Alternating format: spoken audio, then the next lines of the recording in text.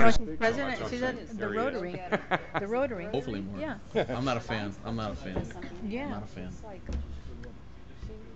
you, Tim. Yeah. You're Yeah, yeah. welcome. They weren't reading lips very well. Anybody just less excited about being offered $10 million. I don't know what that is. Yeah, I know. I don't think he wants to play. Not a bad year's work, especially if you're out for 4 games or 2-3 games. What are you doing here anyway? What are you watching the place today? No. So you're watching today, right? Yeah. So if I push this button,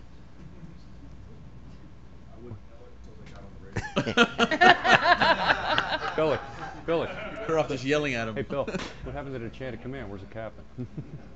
you know that I hit that button by accident when I first was. I didn't even know it was there. Nobody even told me it was there. They come running in here. Now you gave it away. Yeah, I know. I was sitting here. We having a meeting, Mayor, or what? We need IT help up here. IT? Yeah. Oh, yeah. I'm sorry. Okay? Yes. Okay. Call the roll, please. Mayor Bain, I'm here. Vice Mayor Mitchell, Here. Councilman Zapata, Here. Councilman Petrolana, Councilman Best, Present. and Mayor Bain.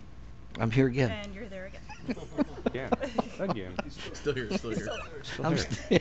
He didn't leave. Okay, we have a guest to give our invocation tonight. Pastor Fidel Sola. Good evening, everybody. Let's bow our heads.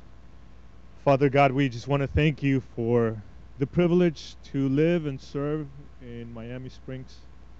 I want to thank you for the opportunity to live in this amazing country.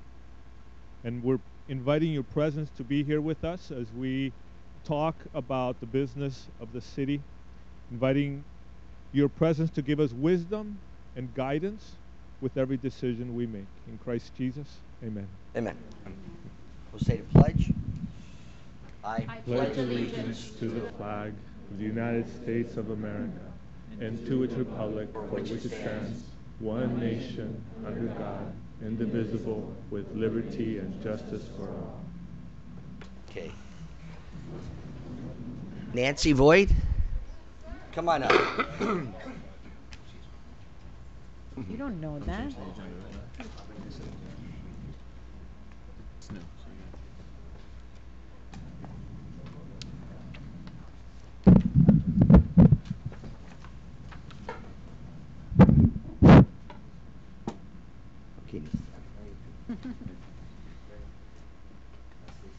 Okay. All right, Nancy. We're giving you a certificate of recognition for President Nancy Voigt on 611 Nightingale Avenue for your beautiful home and yard. You're the yard of the month for November 2017. Presented the 23rd day of November 2017. And congratulations. Thank you very much.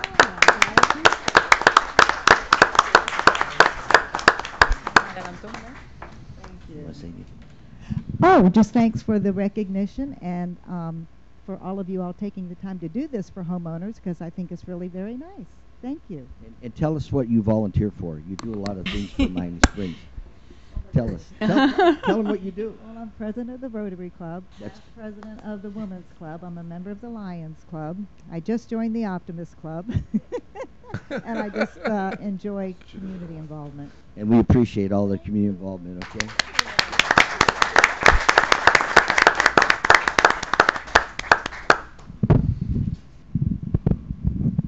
Mayor, and I would like to say that Nancy she's just not a member of those clubs. She's a really hardworking leader in all those clubs. All right, we have a presentation from James Moore, Spin Pilot Program. Yes, Mayor and Council, a quick statement before they begin. This company approached Omar Luna, our recreation director, a couple of weeks ago, regarding a program that I've been looking at the request of Councilwoman Mitchell, which is bringing bicycles into the city for rental purposes and all that. They approached Omar, and they're here to give you a brief presentation of their program. And after that, I'll discuss with council what the consensus is to look at possibly other companies that are out there. So here's Mr. Moore and Danielle Diaz, right? Yes. Hi, folks. How are you? I have to say that was it was really quite wonderful what you did there for Nancy. I go to meetings like this all the time. We don't get to see that everywhere. Kind of put a smile on my face. Do you know Nancy? I don't. Oh, no. okay. No. If you need she seems wonderful. if you need to contact her, go to Lions Club, the Optimist Club. You can find her. Okay. Will do. Well, folks, so I didn't bring a presentation via PowerPoint, but I did print these out for you. I can go over briefly what this is. So dockless bike share is sort of this new revolution. It's bike share 2.0. You've probably all seen City Bike in Miami, or if you've been to New York, you see it there. And those bike programs have really brought biking to a lot of folks, but it was sort of the first version, and it came along with some really large pieces of equipment, those docking stations. And those docking stations cost a lot of money. They're like $30,000 each, and cities usually have to pay for a good part of that.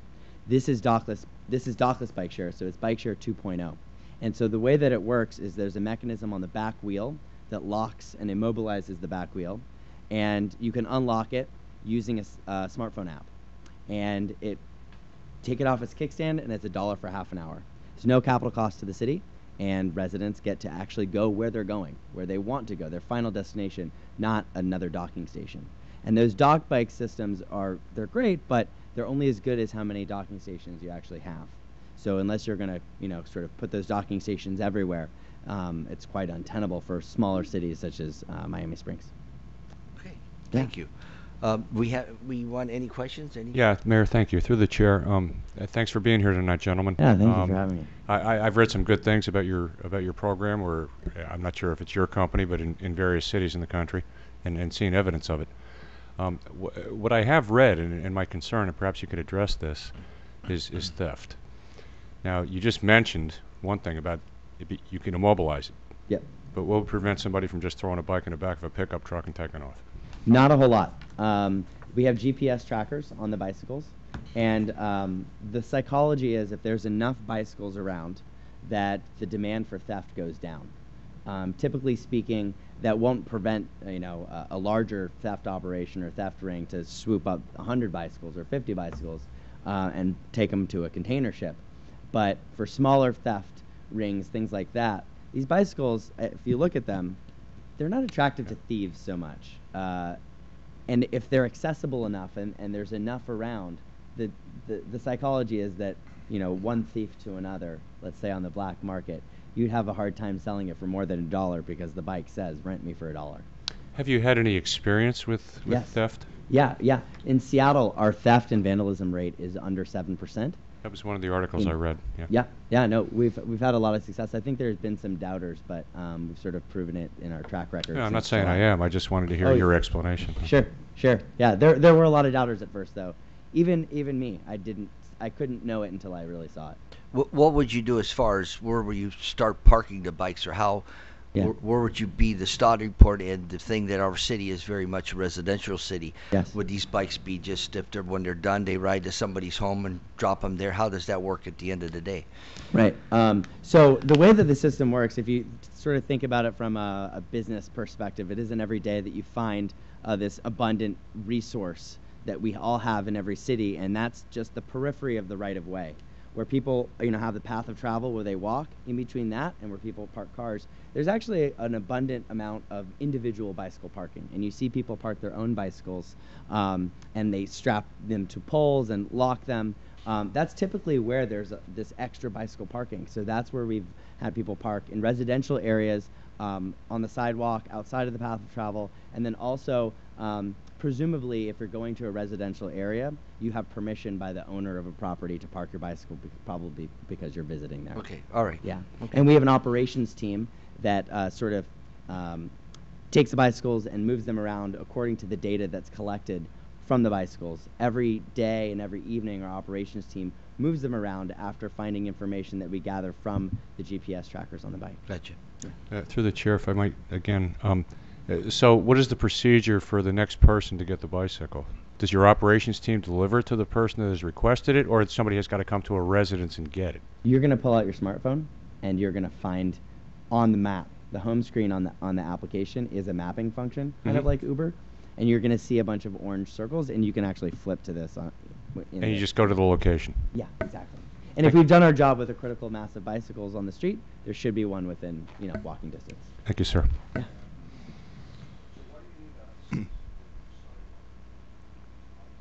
Typically speaking, this is written for larger municipalities that have parking regulations around bicycles and things like that. We try to tailor our the information on the app according to the sort of the legal jurisdiction. So it really depends on what the bicycle parking law is here and what the city can afford.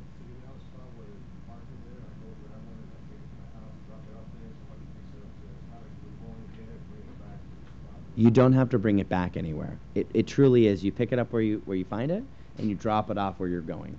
And our operations team helps to sort of usher the bikes around where necessary. So if traffic patterns go one way, they don't always go the other way. If we had our druthers, they would. Cities would have traffic that goes both ways, but that isn't really the case. Our operations team helps facilitate that.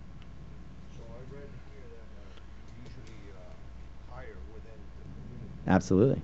So I know it also says depending on what kind of uses you're looking at is how many people you would hire. Yep. But the initial hiring, what are you looking at? Usually, I would say it does really depend on the size of the city, but what we would probably do is hire like 6 or 7 people for operations, and we'd also pair with a local bicycle shop to do repairs.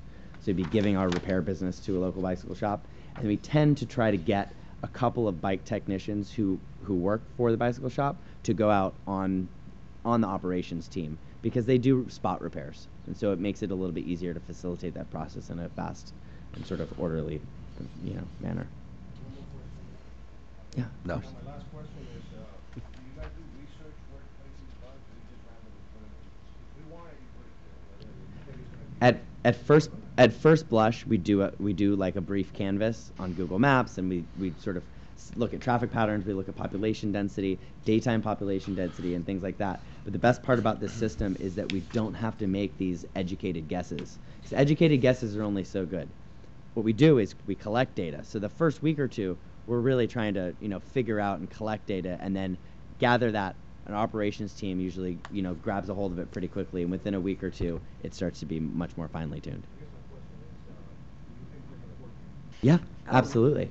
And what we hope to do is create some sort of connectivity between here and other cities in Miami-Dade. So we're really trying to make it a full system for the entire county.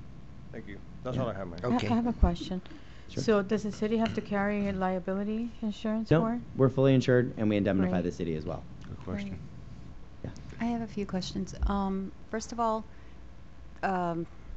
if they pick it up here, Mhm. they can ride it to anywhere else in Dade County and drop it off, or would they have to drop it off in Miami Springs within our perimeter? So they can take it and drop it off anywhere. The idea of this system is that we would like each city to give us permission, but in lieu of that, at the outset, we draw concentric circles on a digital map, and the bikes cross those circles. And at the final circle, which would probably be a political border, once the bike crosses, the bike will send a message to our server, and then we'll make a special trip to go get it. It's not like the bike has an ejector seat. We can't prevent. And the locking mechanism on the back actually has to be swiped manually to close. You can pop it and unlock it remotely, but the point being that we really want to give riders the freedom to go where they want to go, and if we don't have permission in another jurisdiction, usually that's a really good indicator for that other jurisdiction that people want to ride bikes there, and this is a system that requires some engagement. So Would the bikes be available 24 hours, or is it? Yeah. Okay. Absolutely.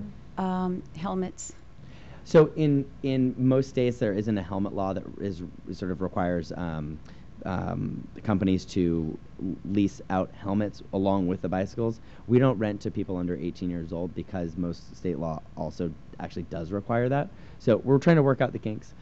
at the outset, we're just renting bicycles. We were thinking about doing helmets, but although it presents a public sort of safety concern, individuals think it's a public health concern putting on a helmet. That somebody else used. We had come up with some creative ideas, you know, shower cap dispenser, shower cap disposal. We haven't gotten there, but, you know, hopefully, you know, one of these days, this is the theory that, you know, 10, 15 years ago, people were carrying weren't carrying plastic water bottles with them, and now it's very common. And what you see in cities like San Francisco and Portland, Seattle, people are carrying bicycle helmets with them. So I think we'll get there, but at the outset, it's bicycles. My thought was we have a lot of hotels along here, so should tourists want to ride bikes throughout Miami Springs and they want to use helmets, but perhaps, you know, something can be Well, we worked out. might be I'm able just to curious. arrange that with hotels, which is, I'm glad you brought that up, because in Dallas, we're partnering with a lot of hotels where we can guarantee 10, 15 bikes at a hotel every morning. And if individuals from who are, you know, customers of the hotel want to use the bikes, then they can, and it's there. But if other people want to use the bikes, they can go and grab them. So it creates dedicated parking zones, which makes it even easier to facilitate sort of a easy great. system. Yeah. Okay. Is there a cost for the app? Is it a free app Yeah, it's to free. download? And Totally. and the cost for the city? Nothing. Zero. It's nothing. Okay. Yeah. This It- is our city is just so Wow, yes. perfectly situated for a bike share program right now. Yeah. I think it's I'm glad to hear that. great. I think so too. Is your company working with any other cities in South Florida? Yeah, we are. We're sort of in a longer process with Coral Gables. They did an RFLI, a request for letters of interest, and we had already been working with them for quite a while, but they just wanted to do it for record keeping sake, so to speak. And hopefully we'll be selected as a provider, but we're also in talks with a lot of other cities, but you guys might be the first. Okay. And it's possible to drop off the bike in front of a home then? Like Yeah. if someone rides it to their home, they would leave it on the sidewalk or in their driveway? Yeah, outside of the path of travel. So usually a spot between a sidewalk and the street. The swale. Yeah. Okay. This furniture zone, or yeah, exactly. Swale. So people could actually use these to say if they wanted to ride to Milam's for groceries and back home and Certainly, and, absolutely. yeah. And there's a basket on there. It's not an enormous Nice. basket, but You can put it a little works. dog in it too? If you have one. I grew up with labs, so probably not. The operators have to be permitted, right? So that is sort of the big question in this industry is that there isn't a specific permit that has already been established. We helped Seattle create one with Seattle Department of Transportation. Same with Dallas, South San Francisco. Typically speaking, however, one that would not be tailor fit to this would be a vendor's permit. There are various types of permits that most cities have. So basically we would still get one of those as well. Anyone can just get the app and rent a bicycle. I think I must have misunderstood what you're asking. Yes, that is true. I thought you were asking a specific permit for the business. No. my company I'm would have talking to about get. the operators that are going to be renting the bicycles. Is there any? No, it would be a regular transaction where they'd essentially be signing a digital waiver. You know, just like when you rent a bike at a kiosk or a bike rental store. Through the chair. What's the cost? $1 for a half an hour ride. A typical ride in every city we're operating in is 17 minutes. And just to finish, since we have Lieutenant Deal here tonight, I'd like to hear the police response to this program. Well, I think that. No. Well, why don't we wait until we have Okay. this as a presentation? Why don't we wait till we go ahead and get into the nuts and bolts of it when we go ahead and put on an agenda item Bring it back. to go forward because there are. That's fair, Mayor. There's, I That's think fine. Yeah, there's- all right. We're Right. talking I with was the just managers, curious there's two or three. because I think that's important to There's the more community. companies that we Would- might want to hear from. Okay. Well, they can still go on record as saying what they say, too. I'm amenable to however you'd like to run the show. Okay. Okay. Everybody's okay. Thank you very much. Thank you Thank you very very much. much. Appreciate it. So I get to, at this time, Council, I'd like some consensus whether you want us to follow up with these other companies, do some research, and then bring back the results of all of our research with all of these companies. And William, I think you had scheduled another company to there's make a another company presentation, but on it's November going 13th. to be very similar. It's Correct. a dockless system also, so I would suggest, instead of necessarily hearing from another company, if the council agrees that we'd like you to pursue dockless bike share programs. And dockless means that you just drop them off anywhere. You don't have to go like at Miami Beach to which I think is much better suited for our city. Okay. If you're looking for pursue that. consensus, I would be in favor of this program. Okay, I would like to put through a motion that we ask the city to pursue dockless bike share programs for Miami Springs. Second. First and second, that's to pursue other companies too, is what you're saying. Yes, Yeah. correct. Call the vote. Vice Mayor Mitchell, Yes. Councilman Best, Aye. Councilwoman Zapata, Yes. Councilman Petrolanda, Yes. Mayor Bay. Yes. Thank you, guys. Thank you. Appreciate it. Put that on the list. Okay, we go to presentation of medical marijuana by Ocean Blue Medical Research Center here in Miami Springs. Are they here? Did you talk to them to be here? I talked to them last I Friday, did and too. Erica I talked to them confirmed too. with them on Friday as Yeah, well. that they would be here? Well, they're not here. Hi. Nary. You know, they say that people that think like that do that. Billy, what a good line, man. You know, people who think like that do that. People that think like Ed, Mesa, you're up. Come on. Thank you. Just want to go on the record to say that I There you spent go. more than $300 on brand new bikes for my whole family. But anyway, first of all, I'd like to thank all the councilmen and women for giving me a few minutes. I'll try to be very brief. You can still yell at the mayor for allowing me to talk too much, but I'll be brief. I represent a significant number of long-time tax-paying Miami Springs citizens that have been basically kicked out of every park in this city. When we all moved here, one of the charming things about Miami Springs was the fact that there were open fields. Stafford Park was available to everyone. All parks and open areas were available to everyone. Right now we have a situation in which, at the very least, Stafford Park, the fields, and Princefield, the fields, are 110% unavailable to your normal citizens. They're only available to during special events, to special groups, and in the lucky times in which we have been able to show up to play our game, during those times we have literally been kicked out. So at this point, these are quote-unquote public parks that are totally unavailable to the public, to the citizens of Miami Springs, to all of us. It's available to our group that plays soccer every Saturday. All of us are long-time town members. It's available for me to grab my kid and play baseball with him. I live 3 blocks away from Stafford Park. My kid likes to throw a baseball. I cannot go to Stafford Park with two beautiful baseball fields and play baseball with him. It's totally locked. And if I were to be able to get in because there was a game or something like that, I would literally be kicked out. We've been dealing with this for the last few years. The stroke that broke the camel's back, it's basically about 2-3 Saturdays ago. We had been moving throughout the last few years to different parks, and we ended up in the high school, and they kicked us out of the high school.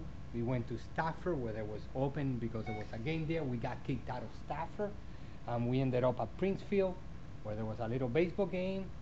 Usually all these parks are closed, and we ended up being kicked out of that field too. So somehow we completed a 1-hour game in 3 different parks. And we are all very upset. I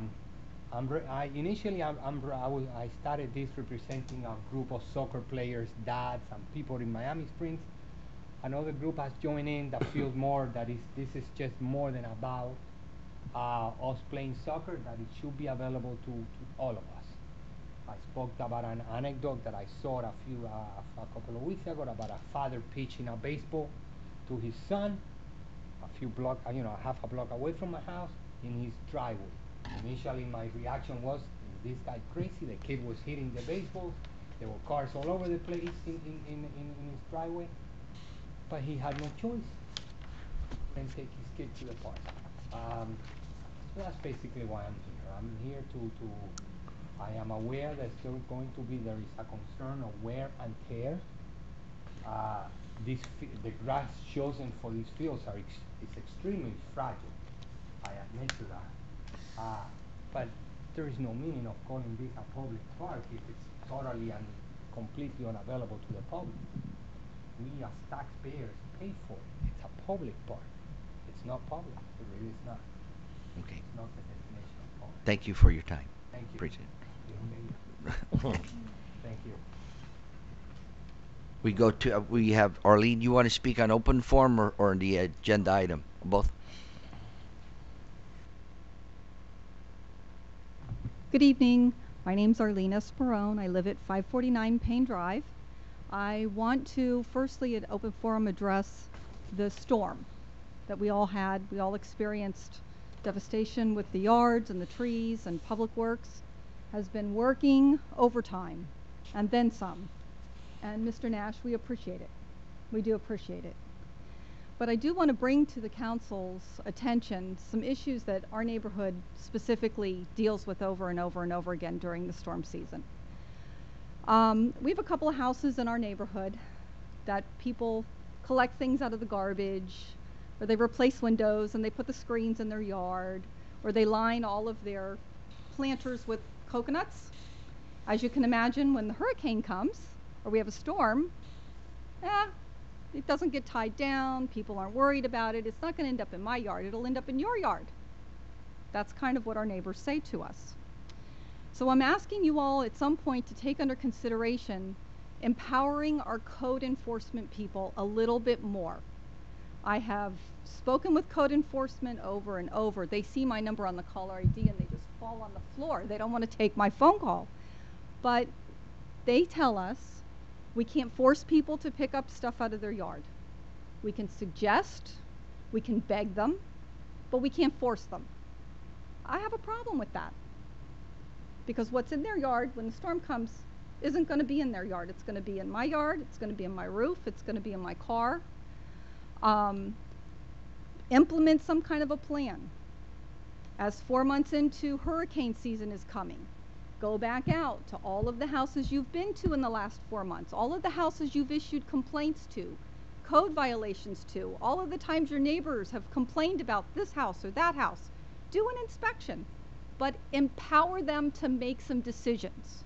If you don't pick up your yard in the next 24 hours, we're going to start fining you. And I'm coming back after the hurricane, and if any of this crap in your yard is in your neighbor's yard, I'm coming after you. The other item I want to bring up is, I notice item number W on this agenda is $100,000 for tree planting.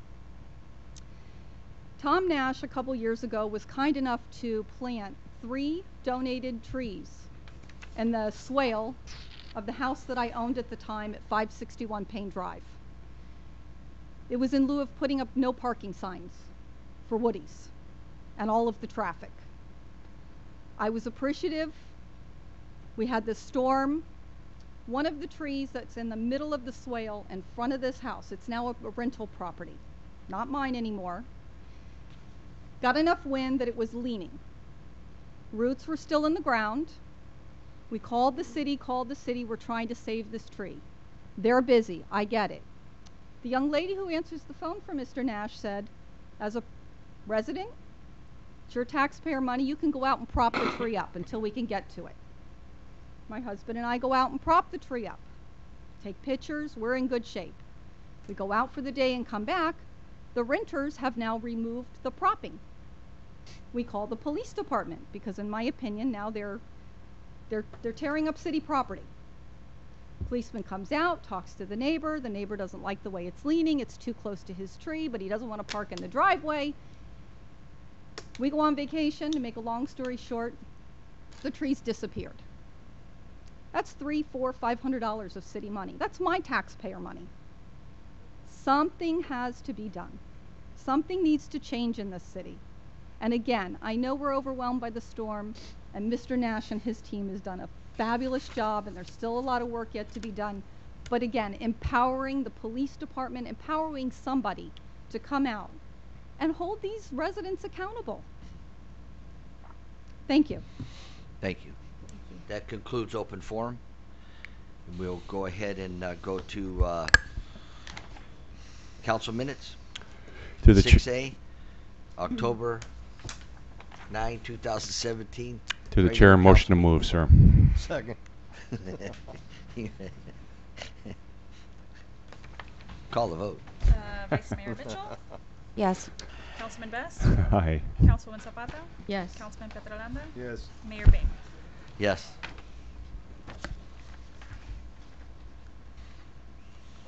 All right, now we're on to Public hearing. we're on to second reading of an ordinance. This, 8A.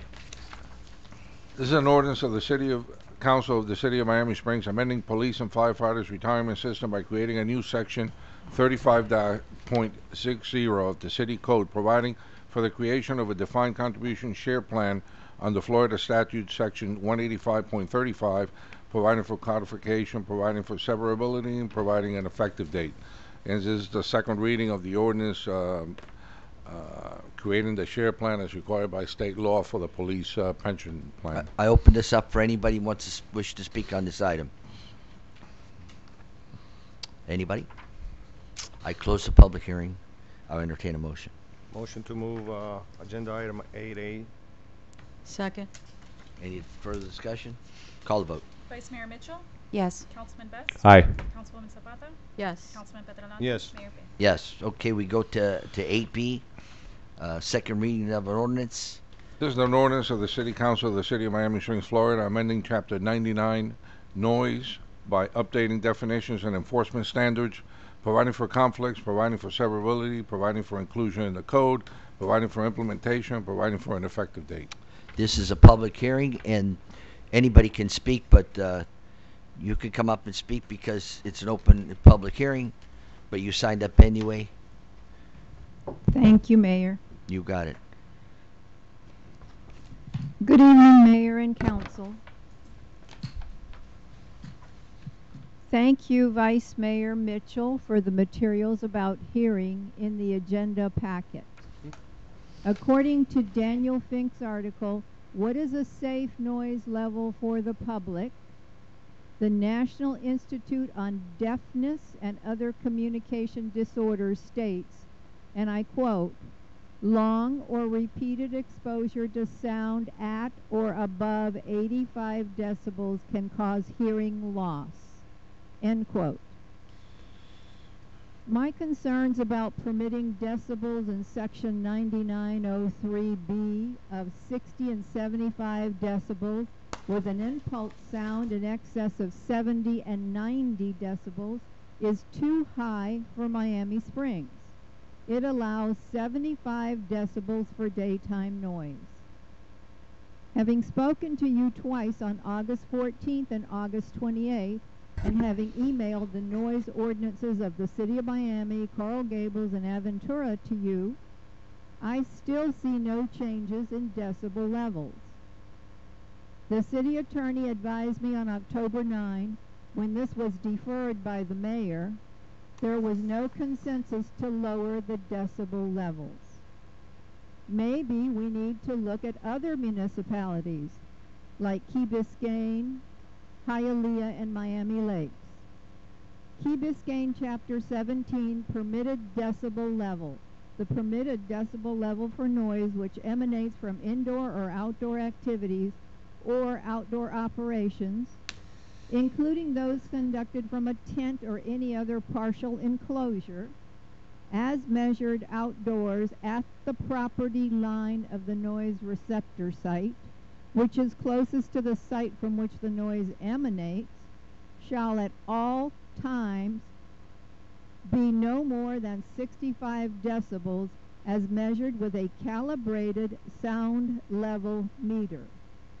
Miami Springs will be permitting 75 decibels for daytime noise if you adopt this ordinance tonight.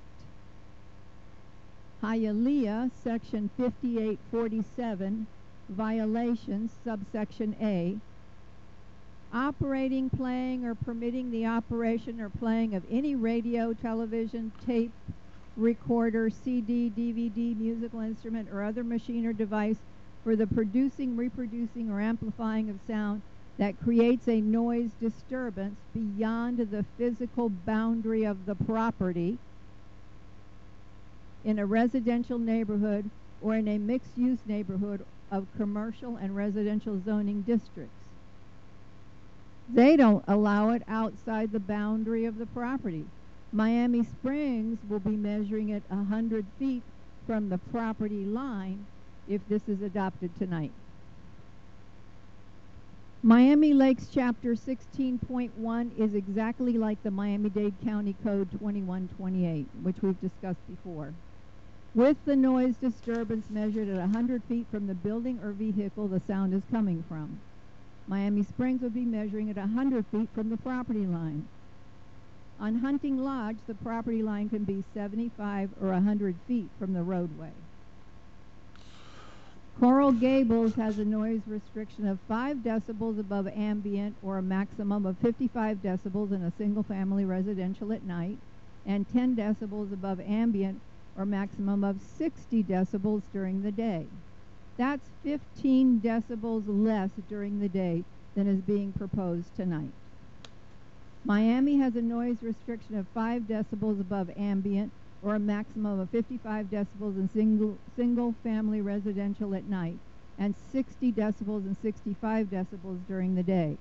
That's much lower than what is being proposed tonight at 60 and 75 decibels with 70 and 90 decibels for impulse sound. I think we should drop the decibel levels to 55 in family residential zones at night and 60 decibels during the day, like the city of Miami and Coral Gables.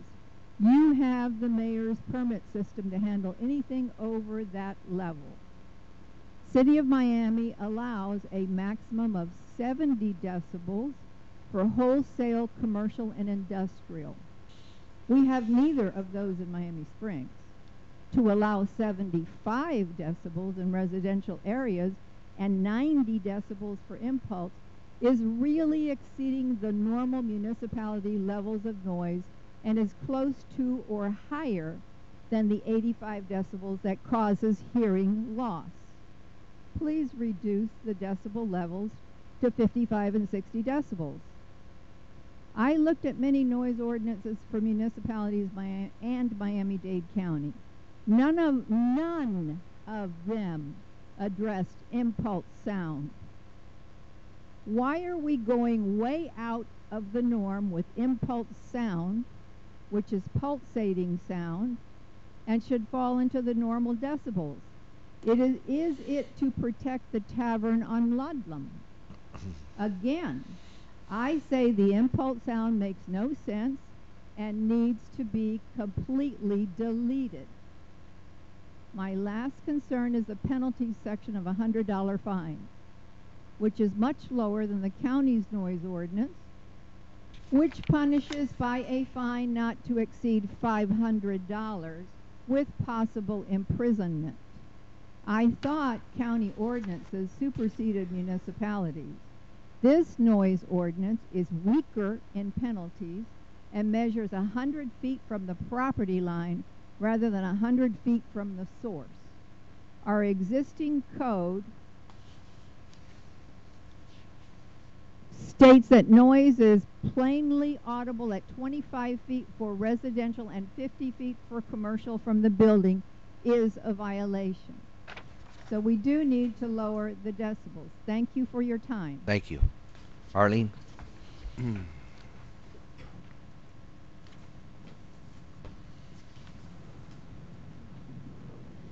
Good evening again. My name is Arlene Esperone. I reside in the beautiful city of Miami Springs at 549 Payne Drive. I'm here this evening to address the second reading of the ordinance being presented to the City Council, amending Chapter 99, the noise, updating definitions and standards, and so on and so forth. As a general reminder, the noise disturbance being experienced in my immediate neighborhood by the bar establishment has been an ongoing issue and disturbance going back well into 2013. As a refresher from the last council meeting I publicly spoke at held in August, I'd like to remind each of you that my residence is approximately 575 feet from this establishment located at 600 Payne Drive. During that last address to the council, I reported constant sound readings between 60 to 75 decibels at that distance. And those readings were taken on evenings when our neighborhood thought the noise level was not as bad as that had been on many other occasions. We've continued to measure the level of noise since my last report in August. The constant sound readings are regularly between 60 to 80 on Thursday, Friday, and Saturday evenings. In a number of instances, the constant sound readings have topped 90. During the periods that the readings are between the 60 and the 80 decibels, the lyrics being sang by the performers are clearly audible. This noise disturbance makes the enjoyment of sitting outside for the evening quietly listening to privately streamed music in our yard an impossible adventure. In review of Amendment 99 being presented this evening for a second reading, it appears this is the exact document that was presented back in August. There continue to be a number of guidelines provided or suggested in the amendment, which in my opinion should be further addressed and fine-tuned. The daytime decimal levels are being proposed to not exceed a continuous sound measurement of 75 decibels or an impulse sound measurement in excess of 90 decibels between 7 a.m. and 11 o'clock at night. First of all, from the information provided at the beginning of the report, our immediate neighborhood knows that these levels aren't sufficient and they're not going to solve the problem that's being generated from the 600 Payne Drive location. I kindly again refer you to the OSHA and the EPA limits and guidelines that they issued to protect the public health and welfare. Number two, the time parameters being proposed are now extended from 10 o'clock at night to 11 o'clock at night. And they encompass Monday to Sunday, 7 days a week. Why the increase of one additional hour at night, and why not provide for separate times for Sunday through Thursday, as is being done for other noise components? For example, construction equipment or home and lawn maintenance machines. They have their own little niche there. So in short, I can bother my neighbor by mowing my lawn. I can't bother my neighbor by mowing my lawn or pressure cleaning my home at 10 o'clock at night. That's pretty reasonable. But the establishment at 600 Payne Drive can rock the damn neighborhood until 11 o'clock, 7 days a week. I don't get the concept. Section 99-08, penalties. The reference is made to a city officer. Who exactly is the city officer? Because later in that section, item B, there's language that reads, should a city officer respond to the same location for the same violation 3 times within a 24-hour period, the matter may be referred over to the police department.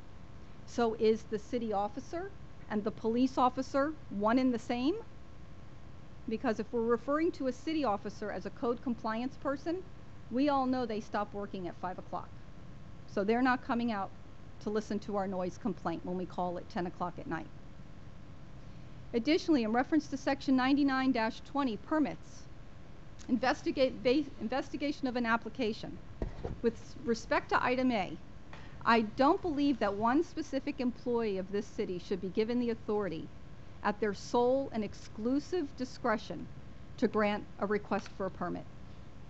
With respect to item C, the city manager, in my opinion, should be required to send written notice by U.S. Postal Service to all owners that are affected within 500 feet of the establishment, and to publish a notice for several weeks in the Gazette and post a notice on the city's website.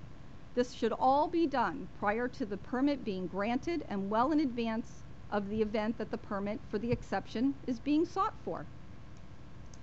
These permits should not be issued to residents or establishments who are not currently being good neighbors. And the permits should not be issued for more than one exception at a time. No more 30-day permits, and certainly the city should move away from granting automatic renewals. I would like to remind the City Council that during these last 4 years of discussing the noise problems in my particular neighborhood, not only are the residents frustrated at the lack of enforcement or non-enforcement that's taken place, but the police officers who take these calls and come to our homes are just as frustrated as we are. The officers validate the complaint.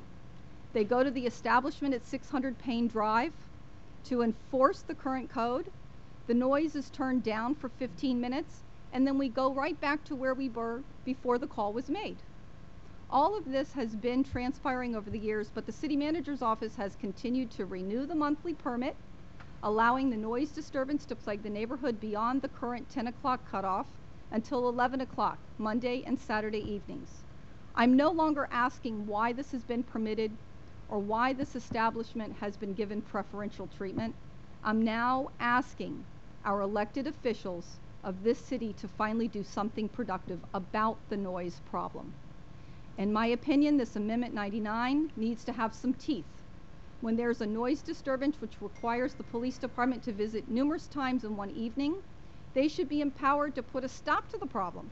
The city must take a stand and follow through in the issuance of code violations and penalties.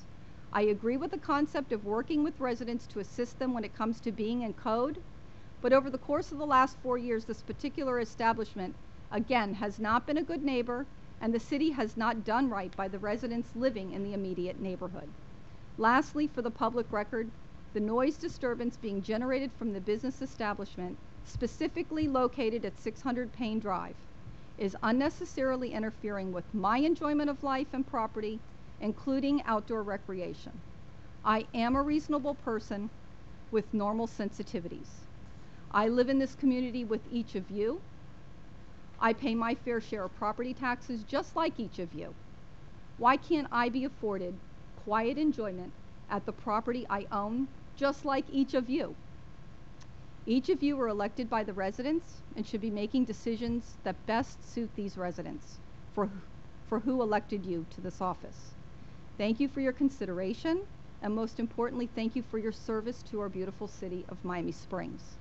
Please, please be reminded that your decisions impact the lives of many residents and our community as a whole. Thank you. Thank you. Anybody else wish to speak on this item? It's a public hearing. Nobody? Okay, I close the public hearing, and I entertain no motion because I don't think I'll get a motion, but I'll entertain discussion. Mayor, if I might provide some feedback to the council before your discussion begins? Sure. Thank you. As Ms. Owens pointed out, there is no revision between first and second reading because there was no consensus between first and second reading. Our office did not get direction to do so. What we were asked to do, along with staff, is to try and find national standards on which other codes were based.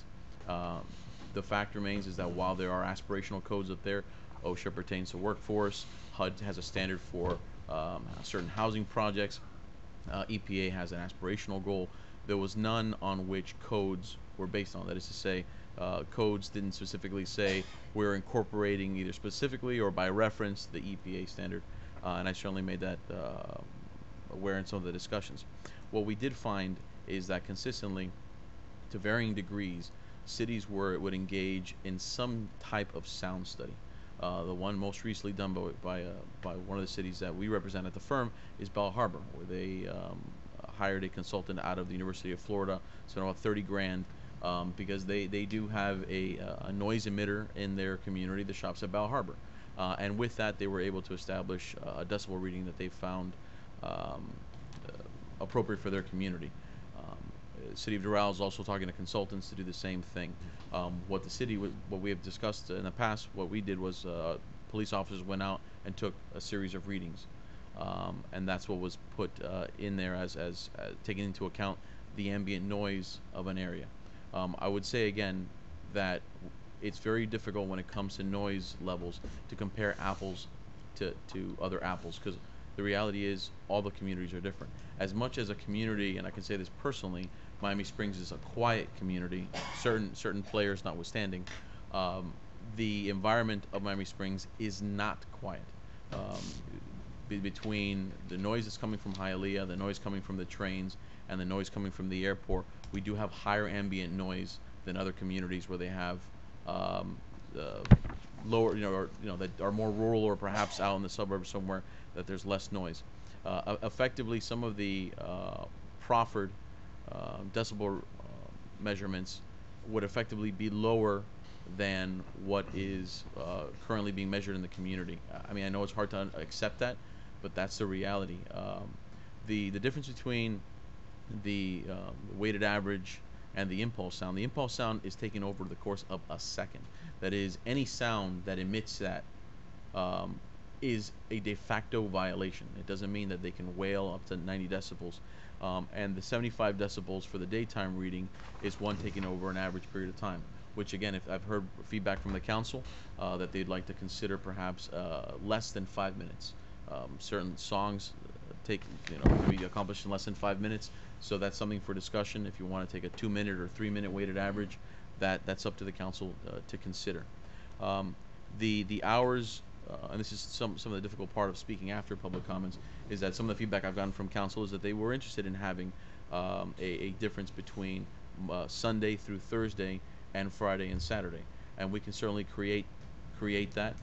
We can say that in terms of hours, so that is that the daytime, nighttime, when those things kick in, we can say Sunday through Thursday, it would be 10 o'clock, with Fridays and Saturdays, when social activities are known to occur, could go up to 11 o'clock. And please keep in mind, I said this before and I'll say it again, with all due respect to the folks that live on the west side of town, our community is small enough that what we're proposing is a single decibel reading for the entire city, because it really it takes into account residential areas and commercial areas that abut residential areas, which is basically everything except the Abraham tract.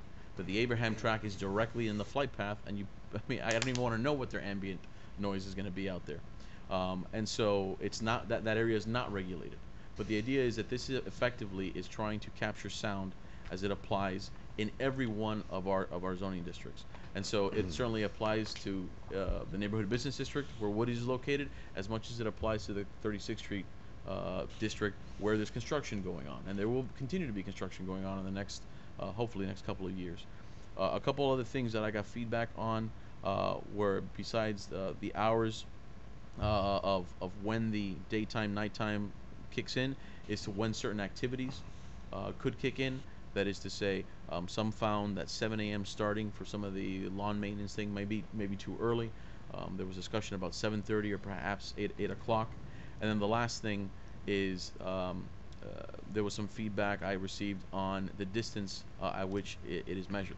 I'd like to be clear that the way that the provision reads, it says the measurement shall be taken with calibrated sound meter at the location of the dwelling unit or premise of the complaining party. So if the complaining party is right next door, they take the measurement right next door. But if there's no complaining party, or if it's at a distance greater than 100 feet, you take it at 100 feet. So that is to say, if there's a complaining source, if there's a source emanating the sound, and the complaining party is at 500 feet, you measure at 100. If you're violating at 100, you're definitely you're going to get a citation. The violation doesn't have to occur at the 500 feet. If there's a desire to make that 25 or 50 feet, that's fine. I would just make the council bear in mind the fact that sound attenuates over distance and bounces off of different things, it's easy to get wrapped up in the noise ordinance when we have a very specific situation that's causing a lot of angst. But we got to think about how this applies to construction sites, lawn maintenance throughout the community, garbage collection in the community, when that could kick on. There's a lot of generators that might turn on, air conditioning, and so on. If the council wants to, I didn't get any feedback whatsoever on the either the fines or the enforcement. I do believe there wasn't any desire to make this an arrestable offense, as Pinecrest and other jurisdictions have. I will tell you that with regards to the civil versus or the police department's involvement, this will be equally enforced by code enforcement and police. However, it'll initially be addressed as a civil infraction. When it means referred to the police department is that once it becomes once there are 3 violations, it becomes a disturbance of the peace and now becomes a criminal matter for police to enforce. If you want to reduce that to 2 violations instead of 3, if you want to increase the fine, I leave that all up to all of you, and then I'm happy to answer any questions you might have. If I may? Sure. How many sound level meters do we have? Does the city have? Excuse me? How many sound level meters does the city have? I think the police have Decibel meters? calibrated, and how many? One? And I think code enforcement has one too. Okay. How are they trained to learn how to use the sound level meter? To take an average reading, and has anyone had any training? Not involved in that project. I couldn't speak on it. Okay. Once, currently we don't have a decibel reading, so I'm not sure to the extent that they're trained, but it's something that the administration can look at once we move into a decibel reading. Okay, I would like, before we vote on this or whatever, to say that whoever uses a sound level meter has to be trained on how to use it properly, how to hold it. There's a certain way you hold it, how to take the measurements, and that they've gone through consistent training, the officers, the police officers, and the code enforcement, so that we're not getting differences between, depending on who takes the readings. The other things is that we need to have even 2 meters that's stretching it, because should one be lost or broken, if somebody's calling in, we have to make arrangements as to make sure that there's always a meter. I don't want someone to call in at 11 o'clock at night and we can't locate the sound level meter. Right. We've With been the council's sharing it, so. indulgence, what I can do is, instead of adding it in the code provision itself, I'll add an implementation paragraph that directs the administration for some type of training and everything else like that. Okay. The other thing, Counselor, is the distance from the 100 feet. And I understand what you're saying with the 100 feet, that in essence, but I think we need some clarification on here. Okay. On section 99, what is this, 99.032, 99.032B2, where it's 100 feet from the property line. Yes. If there is no complaining party, the reading will be taken at the location of the complaining party. If there is no complaining party, the measurement shall be taken 100 feet from the property. From which the noise is emanating. Okay, but it says property. It doesn't say property. I think that needs to read from the building or vehicle. So we're specific, because property could be anywhere, and we don't even say property line. We can identify. So I think it property would be line. property. I would like to say consistent with what some other municipalities have of the building or vehicle. It could be a vehicle, that somebody's sitting in their car playing loud music. Understood. So that should say from the. Emanating. Pardon me? From the source. Emanating. From the How source. about from the source? Okay. Okay. From the source. And not property line. The property line could be the parking lot. Everyone From has the different. source of the sound. Okay. Does everybody agree with that? Yes.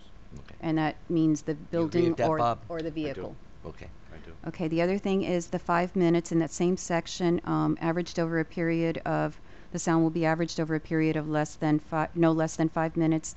I would like to suggest that be 2 minutes, because we're taking a time-weighted average.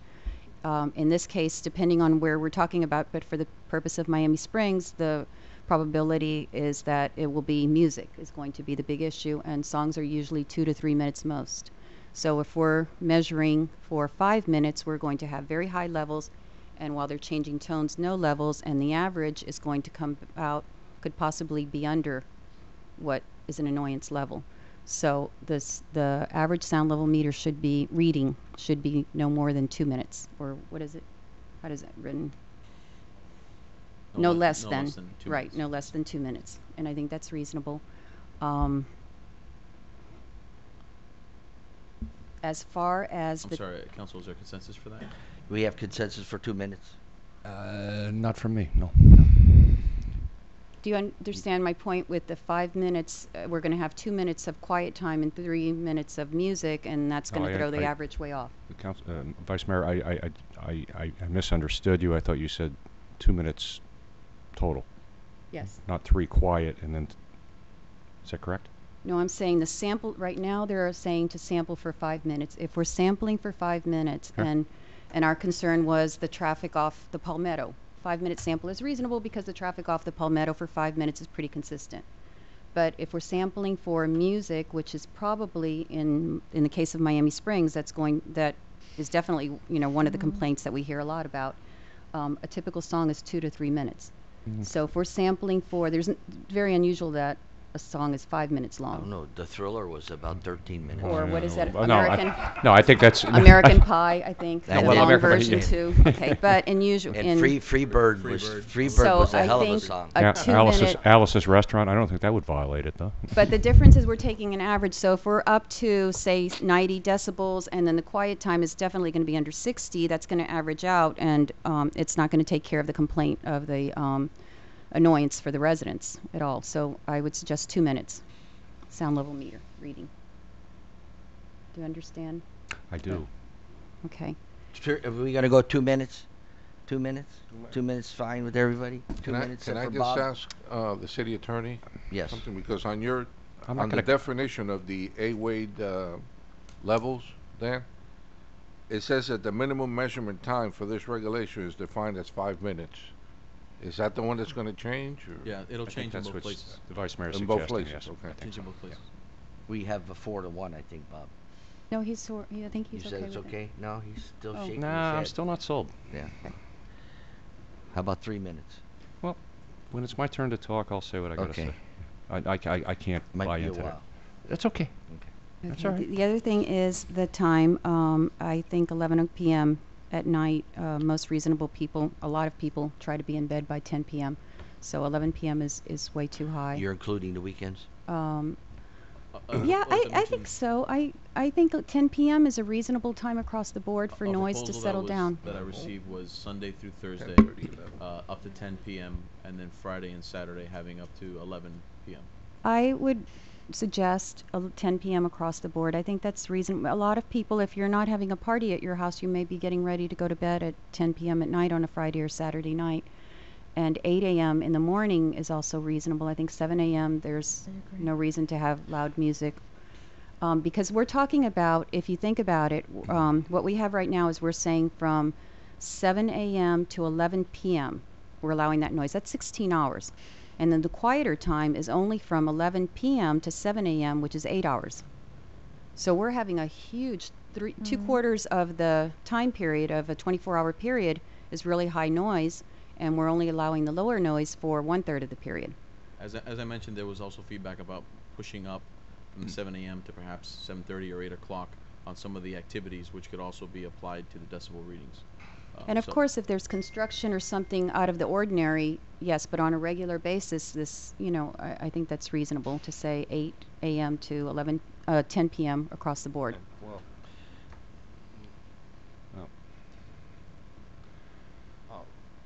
Go ahead. I'm good with 8 to 10, like Sunday through Thursday we have school nights, but Saturday and Sunday, Friday and Saturday, I'm good from 8 to 11. I'm kind of inclined to agree with that. I think that we'll go ahead to make a. You want to make a motion or to go consensus? I think consensus is that Friday and Saturday it could go to 11 o'clock. Can I ask a question? I just want to make sure that I understand. So that means that during the week until 10 p.m. at any particular establishment that plays music, they can play till 10 p.m.? This applies to residents as well. It's Throughout the whole city. Yeah. So Right. anywhere in the Anywhere in city the till city. 10 p.m. So if Yeah. I want to have, friends over in the patio and have music loud until 10 p.m., I can do You that. have decibels. I Right. understand. I'm not going to exceed decibels, but I can have during the week, I can have music in my house, blasting in my patio, up to a certain decibel till Right. 10 p.m. Well, I just want to understand the if decibel. I can explain something though, but if someone complains, if your neighbor complains, and counselor, correct me if I'm wrong, then that means an officer would show up at your neighbor's house and take a reading, and it could be your next door neighbor because we're talking about right. next door. Right. And if you've exceeded that, We need to work on the decibels. That's what we need to work on. So and that the doesn't other happen. thing is with the 100 feet, I think it should be worded to say that the reading will be taken at the site of the complaint, or if there's no complaint site, at 100 feet, whichever is closer to the source.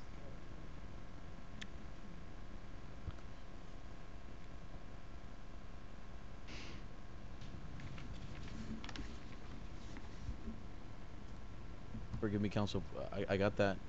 If we can go back to the hours, it was did it remain at 7 a.m. or did it change No, to 8? No, 8 I think to 10? I think it's 8 to 10 from Sunday through Thursday. Thursday, and 8 to 11.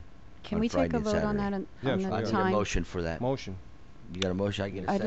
like, Second. Okay. That's the motion is from, No, again, not to approve, just to put it in here. Yeah. Just Yes, Sunday just for through the Thursday, change. 8 to 10. right, For the Friday and Saturday, 8 to to 11. 11. Yes. I got a first and a second. Call the vote. Vice Mayor Mitchell, No. Councilman Best, Aye. Councilwoman Zapata, No. Councilman Petralanda, Yes. Mayor Bing. Yes. Okay. All right. I like to work on the decimals, bring them down more than what they Well, are now. let's let Mrs. Mitchell. No, She's, I agree. if you're, are you done, or you got more? Well, that was the last thing, and Yes. Okay. let the counselor suggest No, that go it's, ahead, go ahead. You can address that it. I think the 75 dBA should be 70. I'm fine with the 60 dBA for the evening. I think that's reasonable. I think 70 is probably more reasonable for a daytime noise average. Try to say that again? 60 at night? 60 at night, I think that's reasonable. So we don't And consider, 70 for daytime. So with 60, we don't consider blasting, correct? Well, you can't blast at night. Right, not at 60. We don't consider 60 blasting. You mean, oh, music. I thought you Yes. meant explode. No, no, no, Construction blast. blasting. I was like, I don't think we're going to do that anyway. No, I mean, Rock climbing. I want to Rock climbing. Councilwoman Zapata at ease, because he seems to think that you're going to be able to blast music. So at 60, we don't consider that blasting, correct? Okay. Thank you for your concern. Hey, Thank you. I live here too, so I have to be concerned about this. I don't know if we'll be able to live I here, live but- I live next to a party animal to my right. Former mayor, you mean? All right, so we're gonna Mayor propose. Garcia. We're gonna propose 60 and 70. You're saying, propose 60 and 70. Does council agree with that? Mm. 60, 70.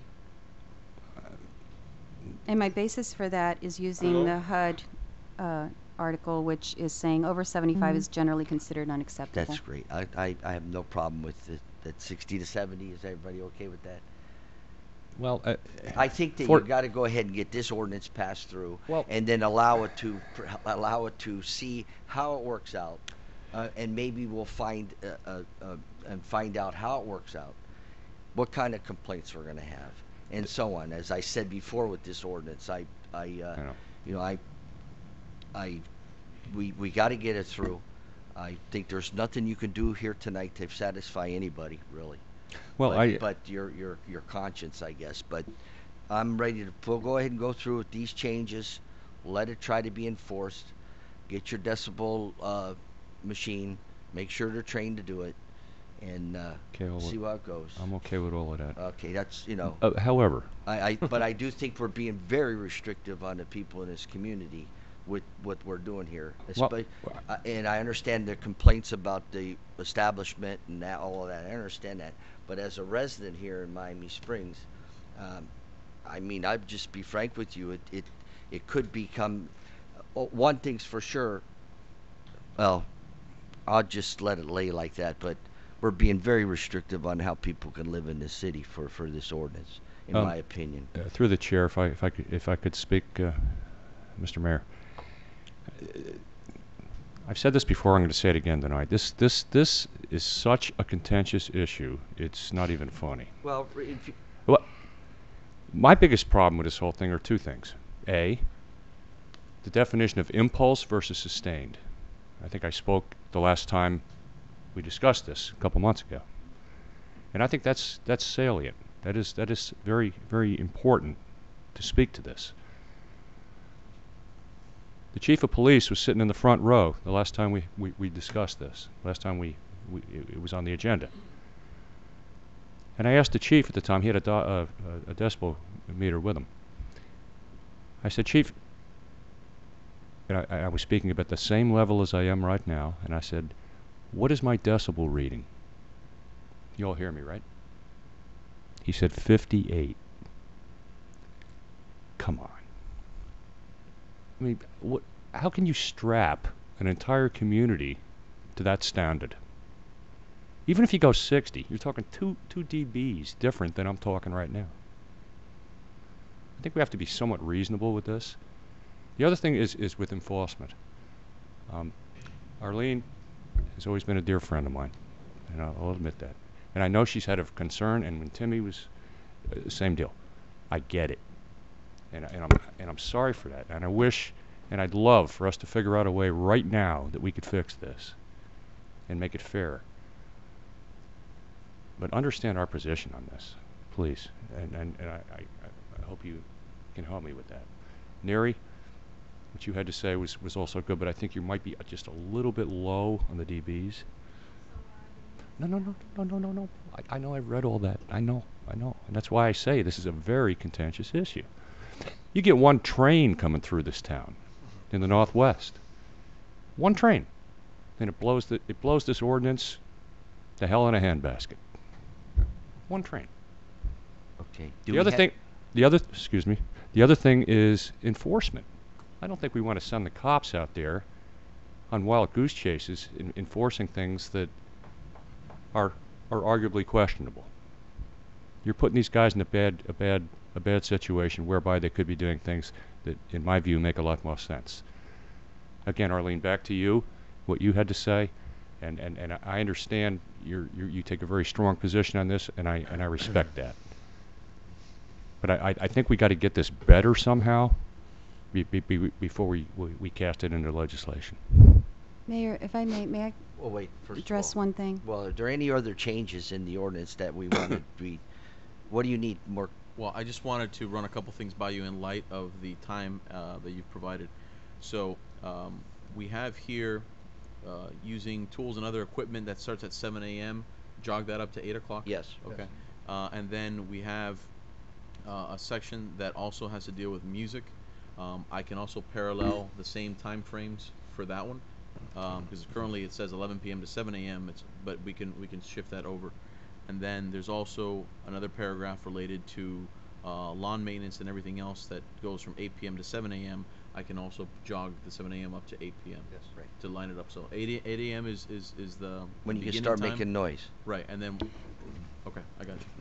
And I'd like to, if I could, respond to Councilman Best. Before we do any responding, do we have any more changes that they want to do in the ordinance so that I have one. You have one change? Yes. Go ahead. Now, whether we listen to Councilman Best or what we propose up here as far as the decibel measurements, I think penalty, we need to look at penalty. What is it that we're doing with the penalties?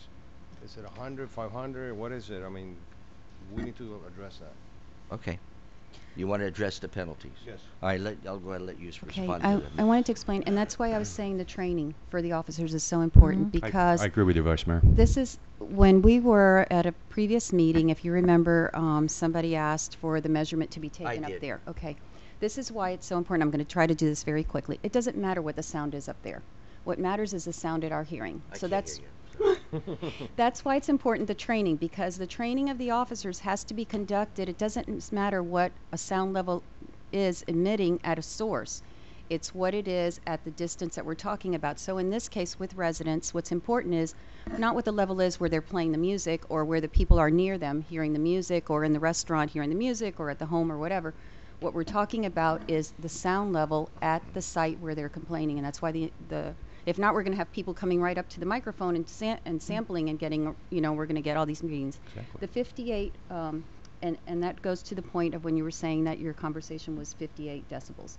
Mhm. When you're talking at 58 decibels, the reason that he's sampling at you, Mhm. and you're speaking at a decibel level to be heard, Mhm. that's not to say that if I am in the room down the hall, that I should be hearing clearly your conversation. Yeah, but we discussed So that that's it why- it would emanate from the source. Did we not say that earlier? That's why I want to make clear that when we're doing the sampling, that we're talking about at the complaint site from the source.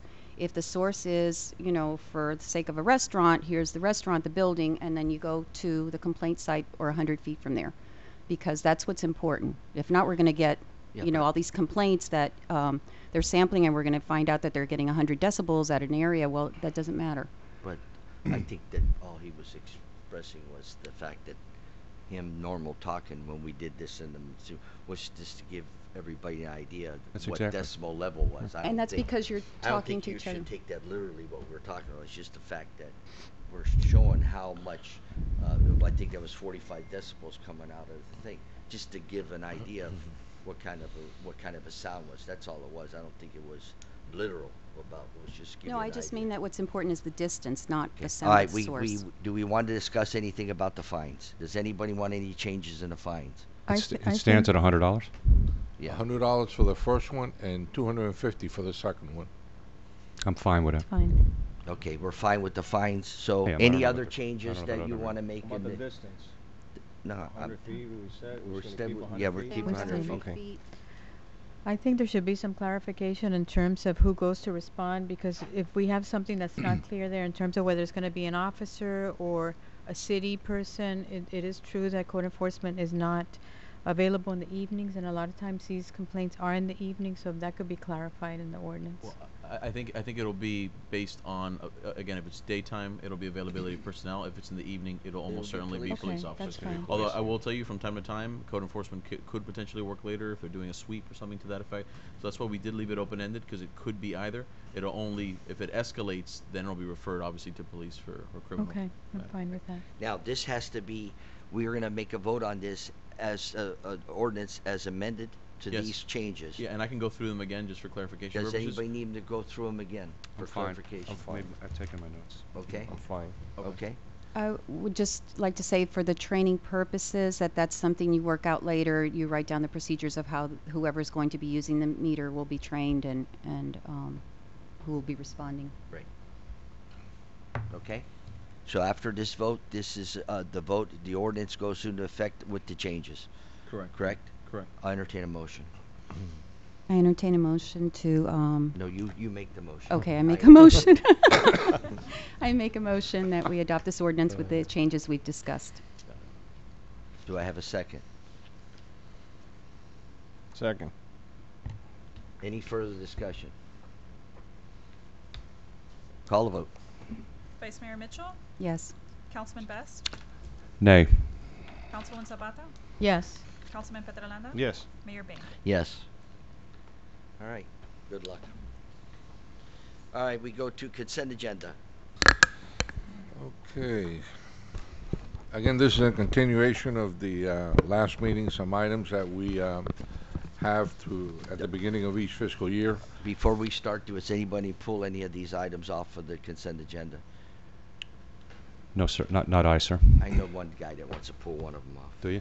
Yeah, How do you know that? I know. 9F. 9F. The batteries. 9F. 9F? 9F. What's 9F? I don't know. Well, but No, I don't know. he's guessing. 9F. Let me see what it's. How do you know it was 9F? Not just kidding. That's the one. I just want the police one. Hold on. Are we ready? Wait. Okay. 9 would be 9M. 9H. M. M? H2. You want me to pull H? No, No. that's not. 9H. H is the one you're always looking for. Really? Where's 9H? No, that's okay. It's 9M. No, that's. Yeah, I wanted to talk to you about that one. 9M? Okay. Well, yeah, let's do 9H since you brought it up. I wasn't going to do it. I was going to do it. Well, I was don't gonna do it do it if you're today, not. You don't. If you're just. I'm going to doing pull it now. All right. 9H and 9. All right. Okay. Go for it. Okay. The following are building department related items. 9A, recommendation by Building and Code Compliance that council authorize the issuance and or execution of a contract to Advanced Data Solutions utilizing State of Florida Contract 973-561-010-1 attached, and an amount not to exceed $25,000 for the scanning of all building street files, which includes permits and plans in the building department as funds and plans. As funds were budgeted in the fiscal year 17-18 budget pursuant to section 3111E5 of the city code. Following are citywide related items. 9B, recommendation by the city clerk that council approve an expenditure to value store it in an amount not to exceed $7,500 for storage of city records and for the storage of various miscellaneous items used by the Recreation Department. Funds were budgeted in the fiscal year 17-18 budget pursuant to section 3111E6G of the city code. 9C, recommendation by HR Department that council authorize the issuance and or execution of a purchase order to governmentjobs.com, DBA NeoGov, as a sole source provider in an amount not to exceed $5,377 for NeoGov online recruitment and applicant tracking services, as there's only one source, proof attached, and as funds were budgeted in the fiscal year 17-18 budget pursuant to Section 3111 E6G of the City Code. 9D, recommendation by HR Department that council waive the competitive bid process in the best interest of the city and authorize the issuance and or execution of a purchase order to Physicians Health Center on an as-needed basis in an amount not to exceed $1,500 for employee and applicant drug testing services, as funds were budgeted in the fiscal year 17-18 budget pursuant to Section 3111 E6G of the City Code. 9E, recommendation by HR Department that council waive the competitive bid process in the best interest of the city and authorize the issuance and execution of a purchase order to OM Management on an as-needed basis in an amount not to exceed $7,000 for employee and applicant drug testing services, as funds were budgeted in the fiscal year 17-18 budget pursuant to Section 3111 E6G of the City Code. The following are Golf Department related items. 9F, recommendation by Golf that council approve an expenditure to Acushnet as a sole source provider on an as-needed basis in an amount not to exceed $57,000 for Titleist and FootJoy merchandise to be resold in the Golf Pro Shop, as there's only one source for the desired products, and as funds were budgeted in the fiscal year 17-18 budget pursuant to Section 3111 E6C of the City Code. 9G, recommendation by Golf that council approve an extension of the contract with Herc Corporation for an additional one-year period on an as-needed basis in an amount of $16,400 for heavy equipment rental, as funds were budgeted in the fiscal year 17-18 budget pursuant to Section 3111 E6G of the City Code and pursuant to the city's existing agreement with no increases to the municipal group rate. 9I, recommendation by Golf that council approve an expenditure to Wedgeworths as a source provider on an as-needed basis in an amount not to exceed $20,000 for micro-granulated fertilizers for the greens at the golf course, as there's only one source for the required materials, and as funds were budgeted in the fiscal year 17-18 budget pursuant to Section 3111 E6C of the City Code. 9J, recommendation by Golf that council approve an expenditure to Ultimate Advertising as a source provider on an as-needed basis in an amount not to exceed $25,000 for advertising the Miami Springs Golf and Country Club in a sports yearbook, as there's only one source for the required services, and as funds were budgeted in the fiscal year 17-18 budget pursuant to Section 3111 E6C of the City Code.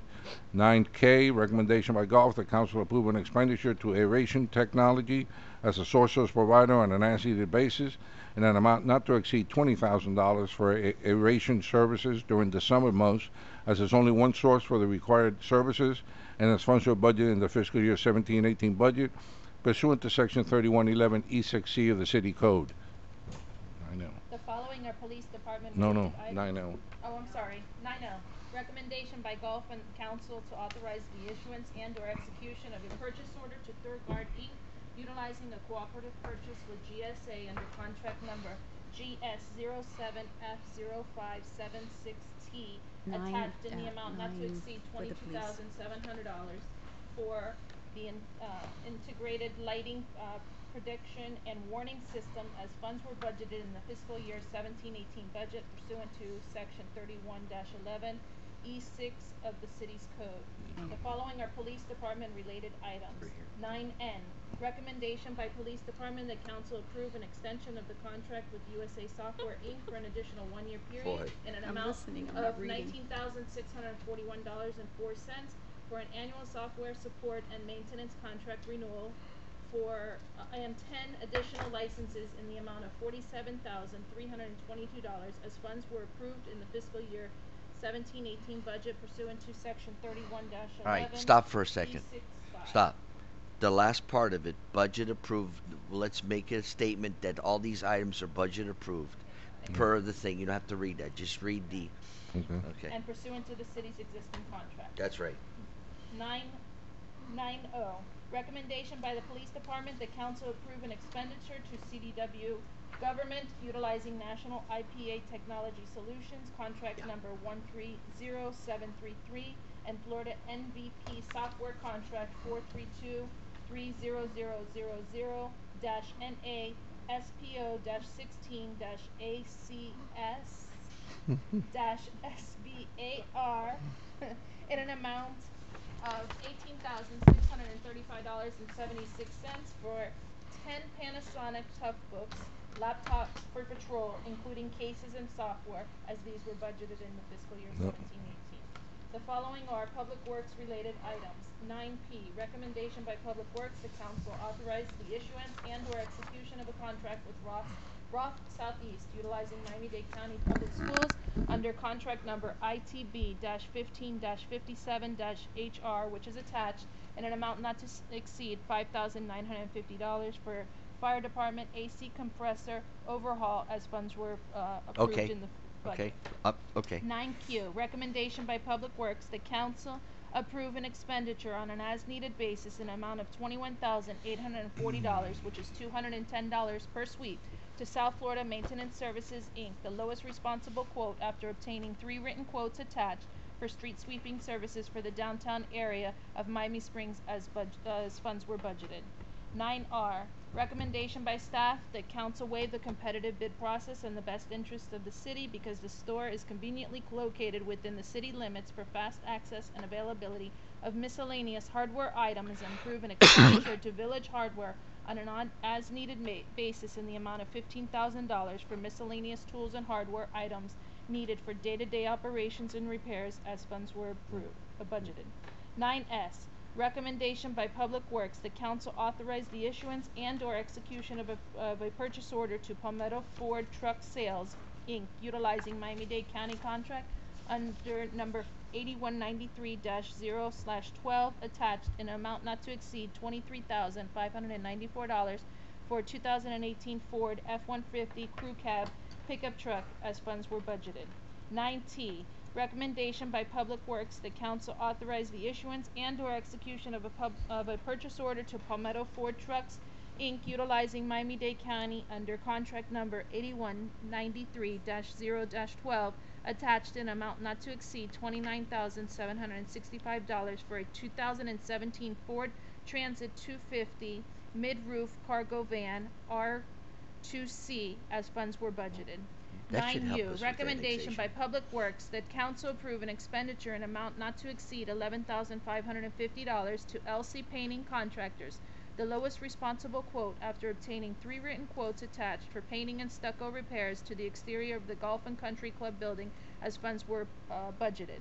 9V, recommendation by Public Works, the council authorized the issuance and/or issuance of a purchase order to MyCar Trucking, utilizing Miami-Dade County contract 4056-016, attached, in an amount not to exceed $20,000 for purchase and delivery of road rock for citywide roads and alleyways, as funds were budgeted. 9W, recommendation by Public Works, the council authorized the issuance and/or purchase order to Distributors, Inc., utilizing Miami-Dade contract 1298-121-1, attached, in an amount not to exceed $100,000 for delivery, planting, and tree trimming services citywide, as funds were budgeted. 9X, recommendation by Public Works that council waive the competitive bid process in the best interest of the city and approve an expenditure to Island Fence Company because they are the only local vendor that supplies fence parts and offers services, repairs, and installation of chain-linked fences on an as-needed basis in an amount of $12,000 as funds were budgeted. H&M? You want to do them now? What? No. Okay. No, just read 'em. Recommendation by Gulf that council approve an extension of the contract with Yamaha for an additional 1-year period on an as-needed basis in the amount of $58,095 for the lease of the golf cart fleet, as funds were budgeted. And then 9M, recommendation by the police department that council waive the competitive bid process in the best interest of the city because we have established a 20-year relationship with an approved and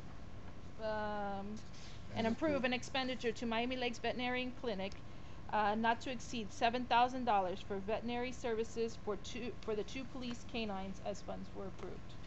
Okay, I'm gonna get mad at myself. I want to make sure.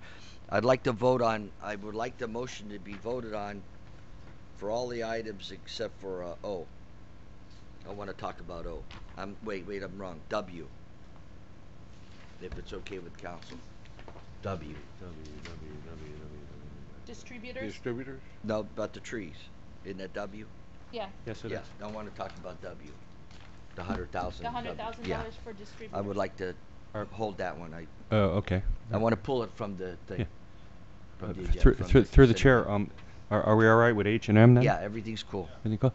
Through the chair, motion to move agenda items 9A through 9X, accepting item ledger item O. Yes.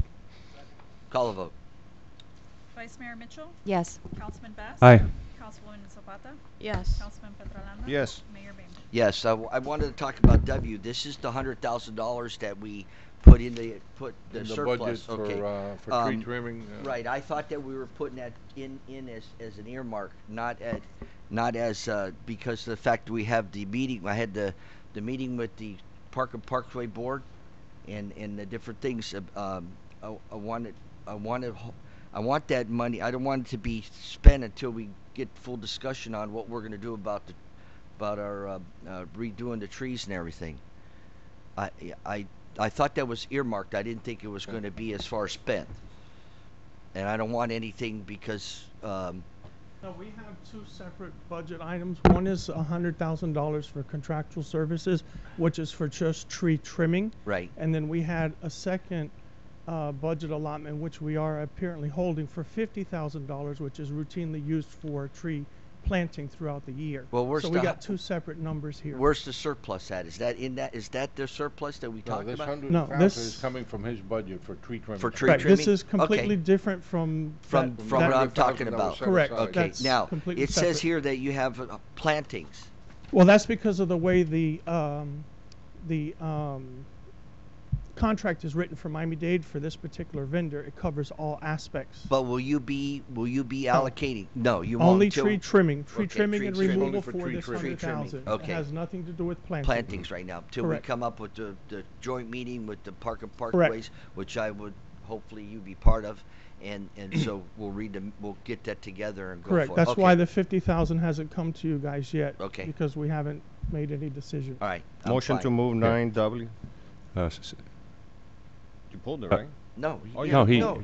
I get a motion. You got a second. For discussion, please. You're okay with that, the 100,000 Yeah, to 50? yeah. The explanation? Because that was budgeted. Gotcha. I know why. The I know why. surplus was for if we needed. I know think. why you asked it. Okay. Call the vote. Vice Mayor Mitchell? Yes. Councilman Best? Aye. Councilwoman Zapata? Yes. Councilman Petrolano? Yes. Mayor Bing?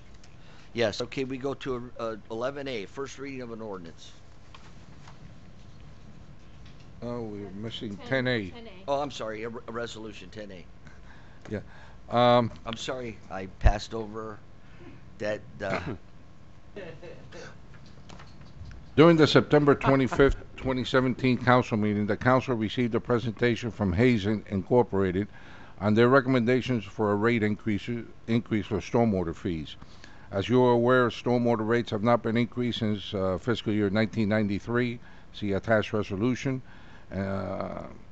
number 93-2949 dated June 14, 93, and resolution 2001-3167 dated 9/24/2001.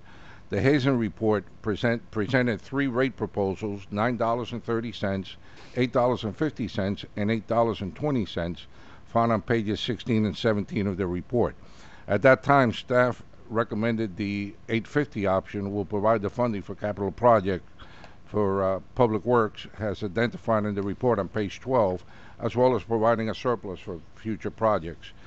After council discussion, council directed staff to develop a rate structure which would bring the residential rate to the $6 per month level while increasing the commercial and vacant lot rates and decreasing the capital expenditures during the next 5 fiscal years.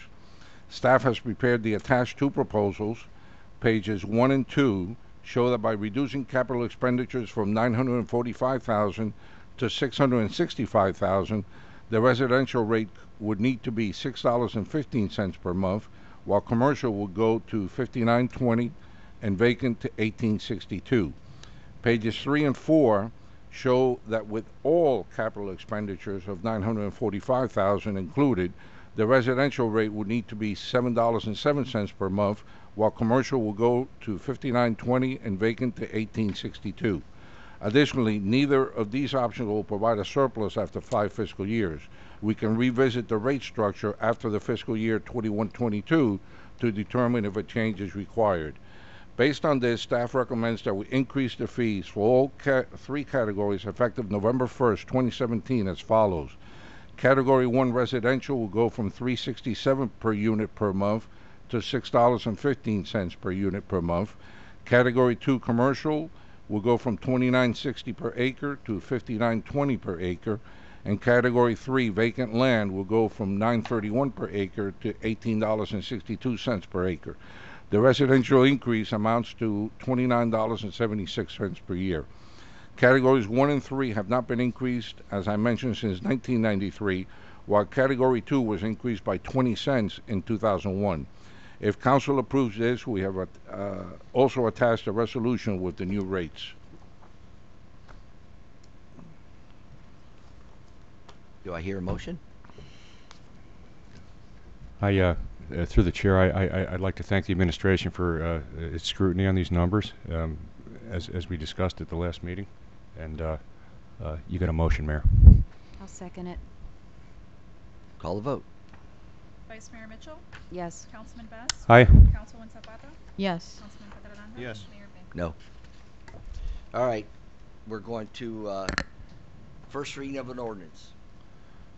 This is an ordinance of the City of Miami Springs, Florida, amending Section 150-034 of the city's Code of Ordinances and renaming same from installation of central air conditioning and heating units, pool pumps and equipment, and sprinkler pumps and equipment to installation of mechanical equipment, providing for complex, providing for severability, providing for inclusion in the code, and providing for an effective date. This is something that Chris Hyde has worked on. And it has to deal with requests that we've had for residents that want to install generators in their homes. And under the current code, it was very difficult to do it within the setbacks. So, Chris, I don't know if you want to add some...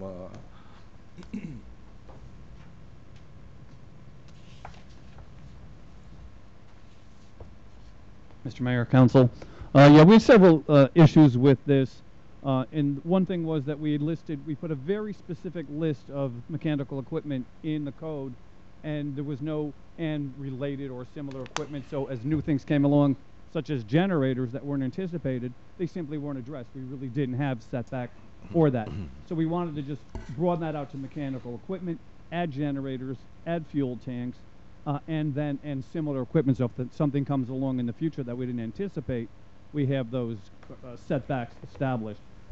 Another problem that was really fundamental was we addressed the location of mechanical equipment for new developed houses, and we had setbacks established for change-outs of existing houses.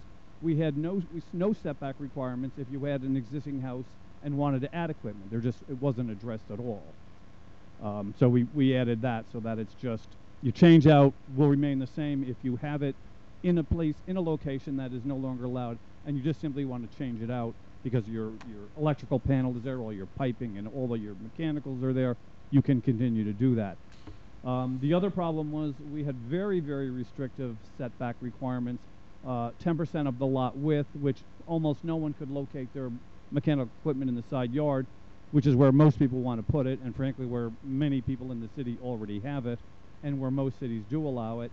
And we also didn't allow it in the rear yard setback, so your mechanical equipment, which is typically placed back towards the alley, had to be a minimum of 25 feet away from the alley, moving it towards the house where people generally don't want it. I think another thing that's important to realize is that when these restrictive setbacks were written, equipment was a lot louder. Technology has made these things much quieter, much easier, user-friendly. So we think that it's appropriate to allow them 5 feet from the rear yard, 5 feet from a side yard, 10 feet from a corner side property line, and we will continue, of course, to have the requirement that they be screened either with a fence, wall, or landscaping. Through the chair, Chris, thanks for that. And basically, just in a nutshell, what you've done is you've opened it up for the residents in a more reasonable fashion and cleaned up some verbiage. Yeah, exactly. I mean, you know, one of the things that I always talk about is, and this really became in light of Hurricane Irma, if I continue to have residents come in that are frustrated or disappointed with the same section of code, it's probably not the residents, it's the code. So then we need to start to look at the code. Good point. And address the concerns of the many people that are coming in, and that's what we're doing. In anticipation of this, as people are coming in unhappily proposing 25 feet, I'm telling them we can do it right now at 25, or you can hold off, and hopefully we'll get you something more reasonable in a while. Some people are electing to go forward. Some people are electing to sit back and wait and see what we do. Okay. But I think it's more reasonable for everyone. Okay. I entertain a motion. Motion to move, sir. I'll second it. I just wanted that I thank Chris. I had a lot of phone calls after Irma about this situation because heck, sometimes if you looked at it, you had to put it in your pool to put it in your backyard. So I think this is, I think, and the generator, especially the generators, they don't run only in emergency fashion. So, okay, we have first and second. Call a vote. Vice Mayor Mitchell? Mm-hmm. Yes. Councilman Best? Aye. Councilwoman Zapata? Yes. Councilman Petrolano? Yes. Mayor Bain? Yes, thank you, Chris. Appreciate Thanks, it. Chris. Thank you, Chris. We have another first reading of an ordinance. Yes, an ordinance of the City Council of the City of Miami Springs, Florida, amending Chapter 150 of the City Land Development Code to define, permit, and regulate medical marijuana dispensaries licensed by the state of Florida, providing for implementation, providing for incorporation into the code, providing for severability, providing for conflicts, and providing for an effective date. Mayor and Council, as requested, you have the ordinance before you. Just note that just a couple things. First and foremost, medical marijuana dispensary is obviously not defined in our code. We provided for a definition. Additionally, the city has historically permitted pharmacies to go wherever retail is permitted. The state statute requires municipalities to treat medical marijuana dispensaries as we treat pharmacies. And so what I specifically did was in all the commercial districts except for office district, which, to be candid, I couldn't point to you on a map where we have an office district, but nevertheless, what I did was I provided for the definition of pharmacy as a permitted use, and then underneath it provided for the medical marijuana dispensary. The one condition that we discussed last time, and for what I believe there was consensus to move forward with, is the only condition that the statute specifically provides for us, other than other zoning requirements, which is a minimum distance of 500 feet from real property that comprises a public, private, elementary, middle, or secondary school. And that's important to note that it's not just public schools, it's all schools that comprise elementary, middle, or high school.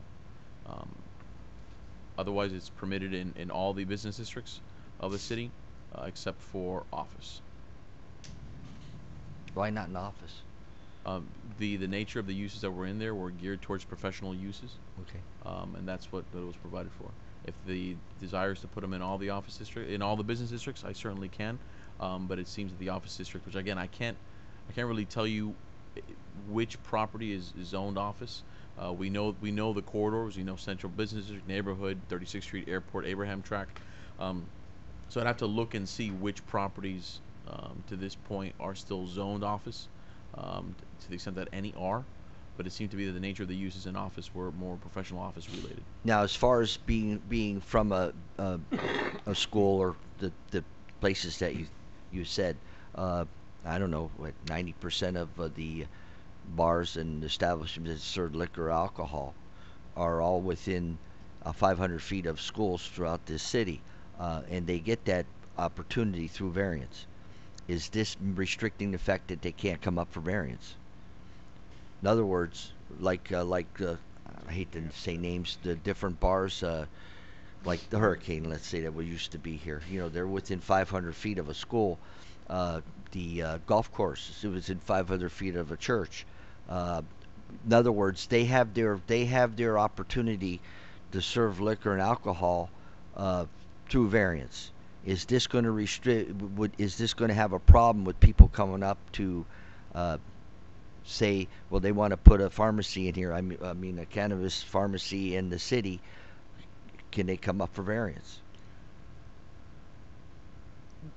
I'm inclined to say no, specifically because what the statute requires is that medical marijuana dispensaries shall have application processes that are no different from a pharmacy.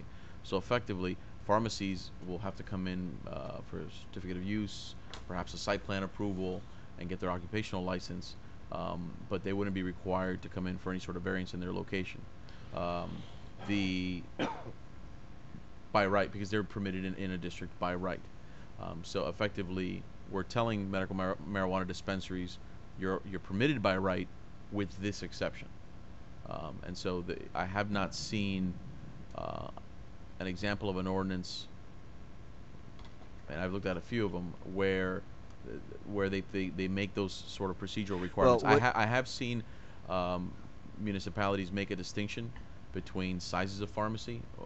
I saw one for, I can't remember the name of the city right now, but they identified pharmacies less than 25,000 square feet and greater than 25,000 square feet, and made those distinctions in the zoning code as a zoning regulation. It's permitted by statute, presumably, and they made that distinction. It almost contemplated having like a very large industrial section where you have buildings of that size that may be a pharmacy. We don't have that. Effectively, it would be retail settings.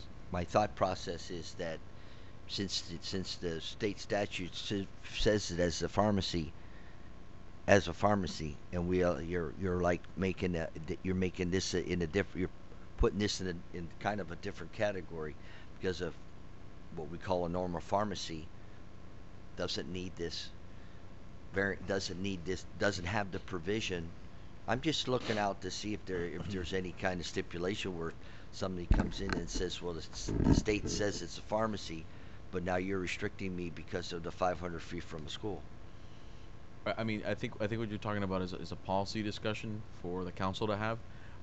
Based on the statute, the options for the cities are you ban them, you regulate them just like pharmacies, or you regulate them with pharmacies with the proviso that they have to be 500 feet from schools. Okay. So those are our three options. But whether you want to have the 500-foot separation is up to the council to decide. But there's no way that you can go ahead. And go this route in stipulating that you're only allowed to have so many per. In other words, like we made a provision where you can have. So you limit the number of them? Yeah. Is there any way you just can go ahead and put the limit on the number of them in each district? Because we did make a limit on dry cleaning. Yes. We made a rule that you only have 2 dry cleaning places per the downtown. Also on weapon sales too, didn't we? Remember that one? Yeah, but I mean, we did make a limit on how many. I'm wondering if if the proposal would be better if it's just that you're allowed to have so many in a district. It may be possible if you say,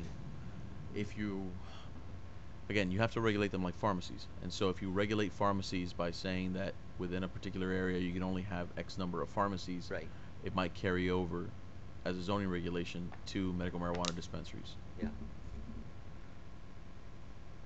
Because it's my opinion that this is something that research shows that it does help people in a lot of respects, and if we restrict it to the point of 500 feet, I don't know what kind of I don't even know, looking at this ordinance the way it is, where one would be able to be put in our city. I can tell you, just using Google Earth, I tried it a little bit.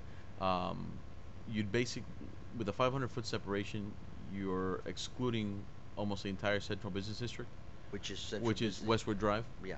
Certainly the main drag of Westwood Drive. You may be able to put it as you get closer to the exit over by Hook Square, in that area over there. Does that bookstore that they have there, the religious bookstore or food store, count as a? I don't think it does. No, it wouldn't. I mean, you certainly the schools that affect. Because there is at Hook Square, there is where the gym is, the workout gym. There is a church that's right there. Right, this is separated from schools, though. Oh, no churches. No churches. Okay. And so you have to take into account, obviously, Miami Springs Elementary, Grace Lutheran is considered a primary. I'm not quite sure because I think they go to, I know they go to kindergarten. I'm not sure if they go past kindergarten. But those two alone exempt quite a bit of the Central Business District. The middle school is far from 36th Street. There are no schools within reach of the neighborhood business district, and you may end up grabbing just that initial property where Siamos is, insofar as the middle school reaching. I'm sorry, the elementary school reaching towards Poinciana. Well, I'd like to. We can make a motion to whatever you want, but I'd like to. If we want to make the motion, we can always addend this, making a situation. I'd like to see if there's any opportunity in the restriction of it is more placed on if we can do it by the amount of pharmacies in the district than the 500 feet. Okay, so it wasn't in addition to the 500 feet. It's limit the number in lieu of the 500 feet. Yeah. Why 500 feet? Can we do 400, 300? Or does it have to be 500? I think that was in the That's referendum. what's provided by statute. I presume. I it could be apologize. restricted. I thought about this. I've talked to you about it, but I thought about this came to my head. No, it's okay. I like being surprised on the days. But I don't. Get Danny, you're used to it. But I don't want to. I didn't want to do it this way, but it just popped in my head that as to have this opportunity for the resident to be able to use this. Are we restricting it so far that we won't even be able to put it in our city? And I don't know if legality in the legal jargon of whatever it is, if in fact you're basically banning it. Well, again, it's you could potentially put it somewhere in the neighborhood business district, although obviously the number of office parcels or commercial parcels are limited. The entire Abraham track and the entire 36th Street track, and you could also have it in the Gulf area. Track. That would be the Abraham. 36 and Abraham. Right. So again, you're excluding certain elements of or certain portions of Westwood Drive effectively. I think with the 500 feet, there's still plenty of room for them to find areas within our city over near 36th Street, where the Burger King and all those areas are. But I wanted to ask you, with the where it says 500 feet that comprises a public or private elementary school, so that would not apply to, say, one of the preschools? No. If there's a preschool, like we used to have a preschool on Canal Street, a private preschool. Right. I believe elementary begins effectively at kindergarten. And so if a school, there are some schools, like I said, Grace Lutheran is mostly, their learning center is a pre-K, but it happens to have a kindergarten. So that would include that one. I couldn't tell you right now if the Baptist Church has a kindergarten. Yeah, they do. They do? Then they would also be included. But pre-Ks or daycares were not provided for in the statute. We can't use the Burger King area, because that doesn't belong to Miami Springs. Cross Street does, though. The other side, yes. Right. I think she's talking about the Burger King. No, I'm talking. She's talking about something else, but you're that right. whole area along But 36th not Street, the Lejeune. Burger King side, because that doesn't belong. That's to VG. That's VG. You're I don't mean the one on 36th Street. I'm talking about the one on the east, on our southeast quadrant. By Port Tropical. Yes, that whole area. Tropical. So there's plenty of area, all that area of Miami Springs which would for be something free. like this. Well, I to was be. also looking for convenience for people that live here in Miami Springs. Sure. By convenience of not having to drive over. We have a CVS across the river, and That's people very go there convenient. for pharmacy. That's very convenient, though. It's right here. It's right across the way. All right, I made my thing. That's my thought. I don't know if we want to vote on it the way it stands. And that's fine with me, but I think that we should consider it. Are we looking at the 500 feet plus multiple? Is that what you're suggesting? No, my main concern was with the 500 feet. Accessibility, right. Yes, within the city of Miami Springs, Right. the downtown. Mm-hmm. I don't know unless I get the research to know that you wouldn't be able to put it in downtown. And Well, my thought is that it should. My thought is that it was voted by the people of the state of Florida. Right. The state presents it to us as a pharmacy to be treated as a pharmacy. Why not treat it just as a pharmacy, and allow it? Now, if you want to have any kind of limitation, maybe the limitation should be that only 2 or whatever the case may be, whatever the law would allow, would be the way we limit how many there are in certain business areas, than going by the 500 feet. Mayor, I think the residents of Miami Springs, the parents, would appreciate us putting in a 500 feet distance I'm from not the gonna speak for schools. Frankly, I find more people in favor of this than not. It's medical marijuana. It's not recreational. No. It's not recreational. You have to have a doctor's prescription to get it. And these are my thoughts. I mean, I listen to your thoughts. These are my thoughts. I don't know how many people this would affect, but I do know what the state of Florida passed, and I do know, and I appreciate the opportunity as a legislative body for us as a home rule charter situation to be able to decide what we want to do with our city relative to this. If we want to tighten it up a little or open it up a little, that's up to us. Okay, I'll entertain a motion. I'll make a motion to pass this with the 500 feet distance from any public school, any You're private or saying public you schools. entertain a motion as written. I'm sorry. I make a motion as written. I'll second that. For discussion, for the next reading, I'd like to at least have that presentation to the council. Okay? Call the vote. Vice Mayor Mitchell? Yes. Councilman Best? Aye. Councilman Zapata? Yes. Councilman Petrolanda? Yes. Mayor Bain? Yes. Okay, we go to another first reading of an ordinance. To sell Miami Springs? Yeah. An ordinance of the City of Miami Springs, Florida, amending Section 31-11, purchasing, procurement, and sale procedures of the city's Code of Ordinance, providing for conflicts, providing for severability, providing for inclusion in the code, and providing for an effective date. This is a recommendation to revise the city's purchasing policy. The city's current purchasing policy as follows. 1. Purchases less than $1,000 require no quotes. 2. Purchases between $1,000 to $5,000 require 3 verbal quotes. 3. Purchases between $5,000 to $25,000 require 3 written quotes. Purchases exceeding $25,000 require a sealed bid process, an RFP process. And number 5, all purchases exceeding $10,000 require council approval. We are recommending eliminating the requirement to obtain 3 written quotes for purchases. Three verbal quotes for purchases between the amounts of $1,000 to $5,000, and keep the remaining policies unchanged. In the past, we have encountered problems and or delays in trying to get 3 quotes for smaller purchases under $5,000 because most of the times we are requesting pricing from the same vendors. Oftentimes, the vendors are not awarded the job because the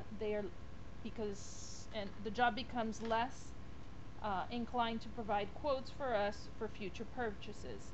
Eliminating this requirement will allow the departments to make improvements or purchase goods and services more expeditiously and in a timely manner. In today's market, a purchase threshold is of less than $5,000 for ongoing services throughout the fiscal year is the norm. If council approves this change, attached is an ordinance which addresses this revision.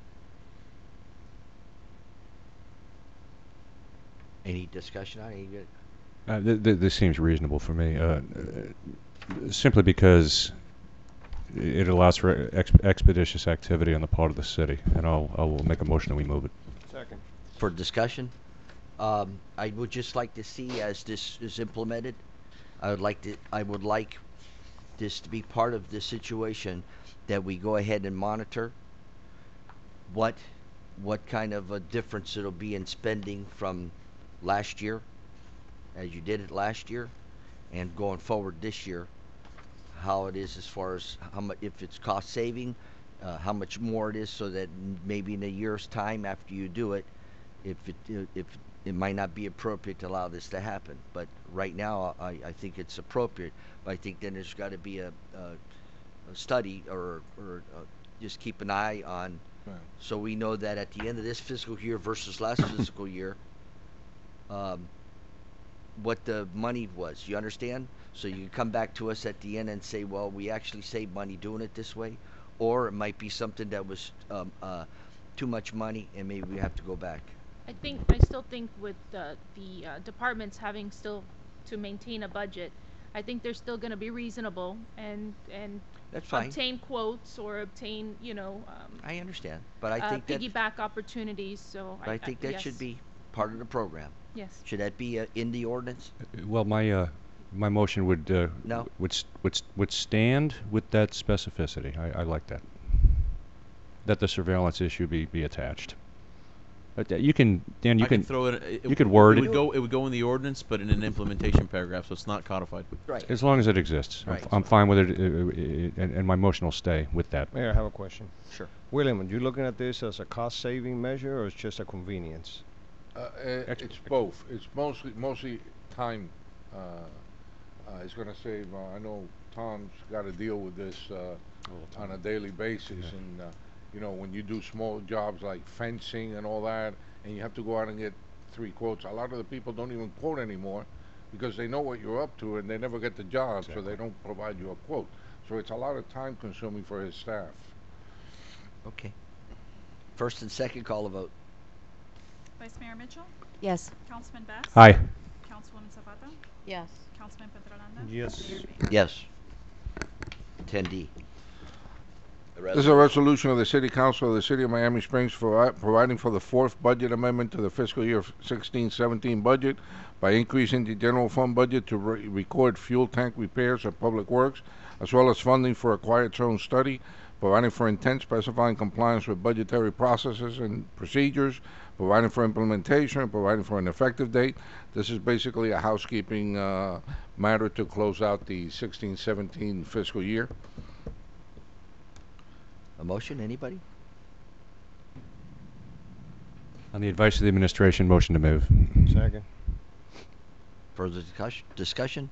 Call a vote. Vice Mayor Mitchell? Yes. Councilman Bass? Aye. Councilwoman Zapata? Yes. Councilman Petrolanda? Si. Mayor Bay? Yes. Another resolution. This is Erica's item. You want me to read your memo? However. I'll let her read it. You read all those other ones. At the October 9th, 2017 council meeting, the City Council discussed several options to honor former Mayor John Cavalier Jr. The City Council chose option 2, naming the Westward Bike Path from the Circle to the Library as the Cavalier Jr. Bike Path. Attached is a resolution for consideration that co-designates that portion of the Westward Bike Path to the Cavalier Jr. Bike Path. To get started on this, I would like to defer this item because people called me up, couldn't make it because of whatever. They just couldn't come here tonight, and they would like us, the council, to reconsider what we're naming. And they told me if I can ask council to defer this so they come up and say their piece on it about. I don't want to give away what they want to say, but if we could defer it, I don't think it's something that's has to be done right away, and we can listen to some of the residents' thoughts on this because we did it kind of in the women. They want to go ahead and have their piece and say about what they want to name. Can I have that from council? A reasonable and acceptable request by the mayor. Okay. Yes. Thank you. For the next meeting? For the next meeting. November 13th. Yeah. And if I don't get any, if there's no response from that, we'll do what we have to do. Then we'll do it then, right? But right now, I'd like to give them the opportunity to come and speak. Okay. Yeah, go ahead. And I thank council. Okay, we have another recommendation from the recreation. That's what read. Yeah, and then this is a recommendation because it's under a new renewal of a contract. So it's recommendation by Recreation that council approve an extension of the field maintenance contract with ballpark maintenance for an additional 1-year period in an amount of $160,000 as funds were budgeted in the fiscal year 17. This was in the budget. Yes. This was budgeted. Yes. But it's a renewal of a contract. Correct. So it's not in the So- consent agenda. Right. Correct. And who did that? You did. Imagine that. Imagine that. Imagine that. Trying to throw contracts in the consent agendas. Boy, oh boy. Isn't that something? But that manager's not here anymore. But anyway. No, that's good. I entertain a motion. Yeah. Motion to move the item, sir. A second. Call a vote. Vice Mayor Mitchell, Yes. Councilman Best, Aye. Councilwoman Zapata, Yes. Councilman Petrolanda, Yes. Mayor Bain. Yes, we got G. Bill, Mayor, before we leave that, I'd just like to mention that I got to tell you that these ballparks in this town have never looked better. Yep, but we have to do something about that. No, I know. I'm not. We'll speak to that later. Yeah, we got to talk to that guy back there. Gotcha. 9G, recommendation by staff that council approve an extension of a contract with Waste Management Systems for an additional 1-year period, an amount of $30,581 for garbage and recycling container pickup services for all of our citywide owned buildings as funds were budgeted in the fiscal year 17-18. Motion to move agenda item 11G. Second. Wow. Call a vote. Vice Mayor Best, Aye. Councilwoman No. Mitchell. Yes. Wait a minute. Councilwoman Whoa. Zapata. Redact. Oh, I'm sorry. Thank you. What happened? I'm not the vice mayor. Vice Mayor Mitchell. Oh. Thank you. Yes. To your credit, my dear. Councilman Best, Aye. Councilwoman Zapata, Yes. Councilman Petrolanda. Yes. Mayor Bain. Yes. Okay, we're on to H.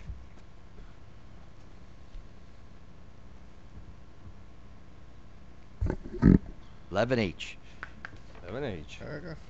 Consideration of the Board of Park and Parkways recommendations for nominating the Yard of the Month awards for November and December 2017. Motion to move agenda item 11H. Second. Call a vote. Vice Mayor Mitchell, Yes. Councilman Best, Aye. Councilman Zapata, Yes. Councilman Petrolanda. Yes. Mayor Bain. Yes. Where are we at? The 12A. 12A, discussion to appointing a council liaison for annexation. Yes, at the October 9, 2017 council meeting, the city council discussed the possibility of assigning a council member as liaison to the annexation issue. The liaison will be attending any meetings on behalf of the city council, which includes meetings with elected officials, county or municipal, etc., third parties related to the issue, and any or all phone calls to the aforementioned parties, elected or otherwise, included with the annexation process, along with the city administration and or the city lobbyist. The liaison will report back to the council of any updates or requests. All members of council will continue to be privy to any nuances of the annexation process and informed with the advancement of the city's annexation application. So what do we have to do? Vote on someone? Well, Yeah, so Mayor we have. Council has, since I don't even know when, there has been a point of contact from the city, from the elected body. Each city has historically represented sent somebody. Historically, it's been the mayors. For Miami Springs, initially it was Rob Young's for a while. Ultimately, Mayor Bain was designated, and he'll take full responsibility for coming to a deal with the 4 cities. I'm not saying he wasn't. I'm just saying he takes credit for it.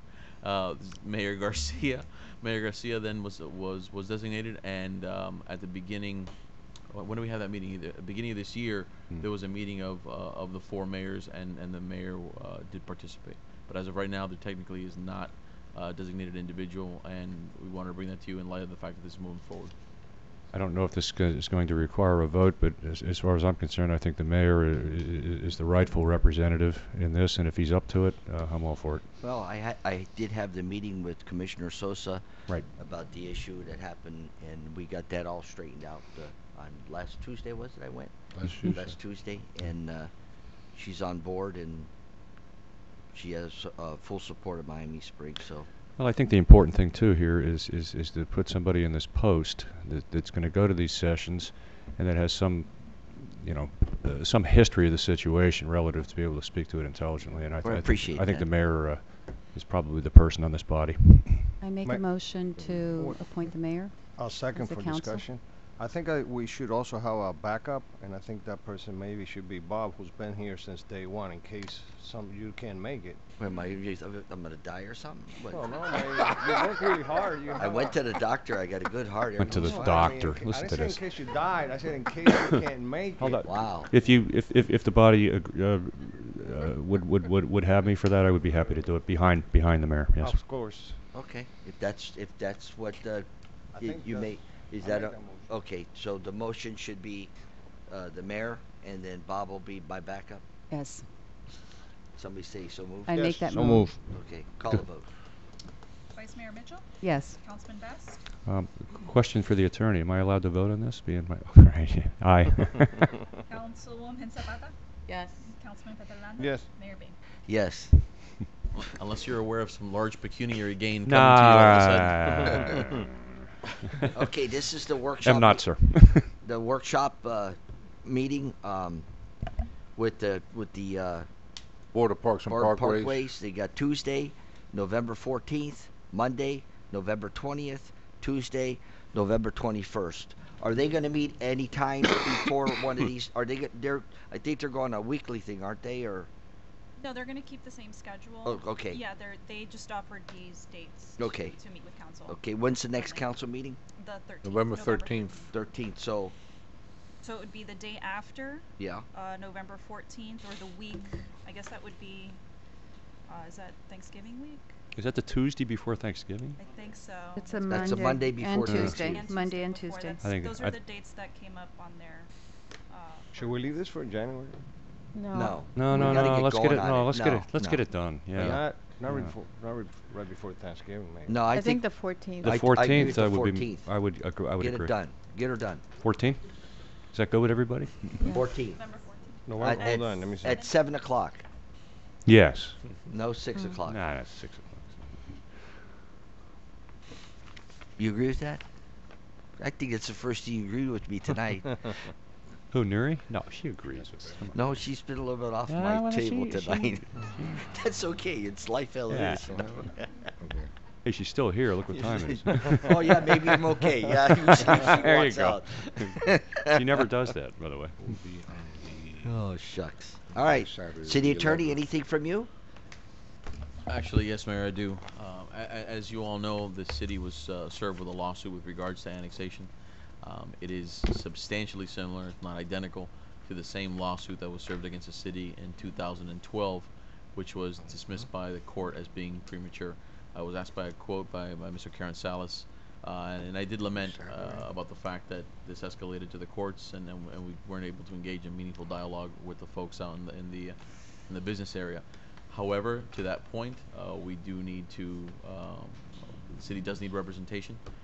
It was referred over to the League of Cities to see if it would invoke their coverage. I can tell you that we haven't gotten word back, but we're probably not going to get coverage. They're not seeking damages, which is usually one of the elements that kicks in coverage. What they're seeking is a declaratory relief and injunctive relief. So other than incurring legal expenses, there aren't any damages that could be assessed and that might be covered by the league.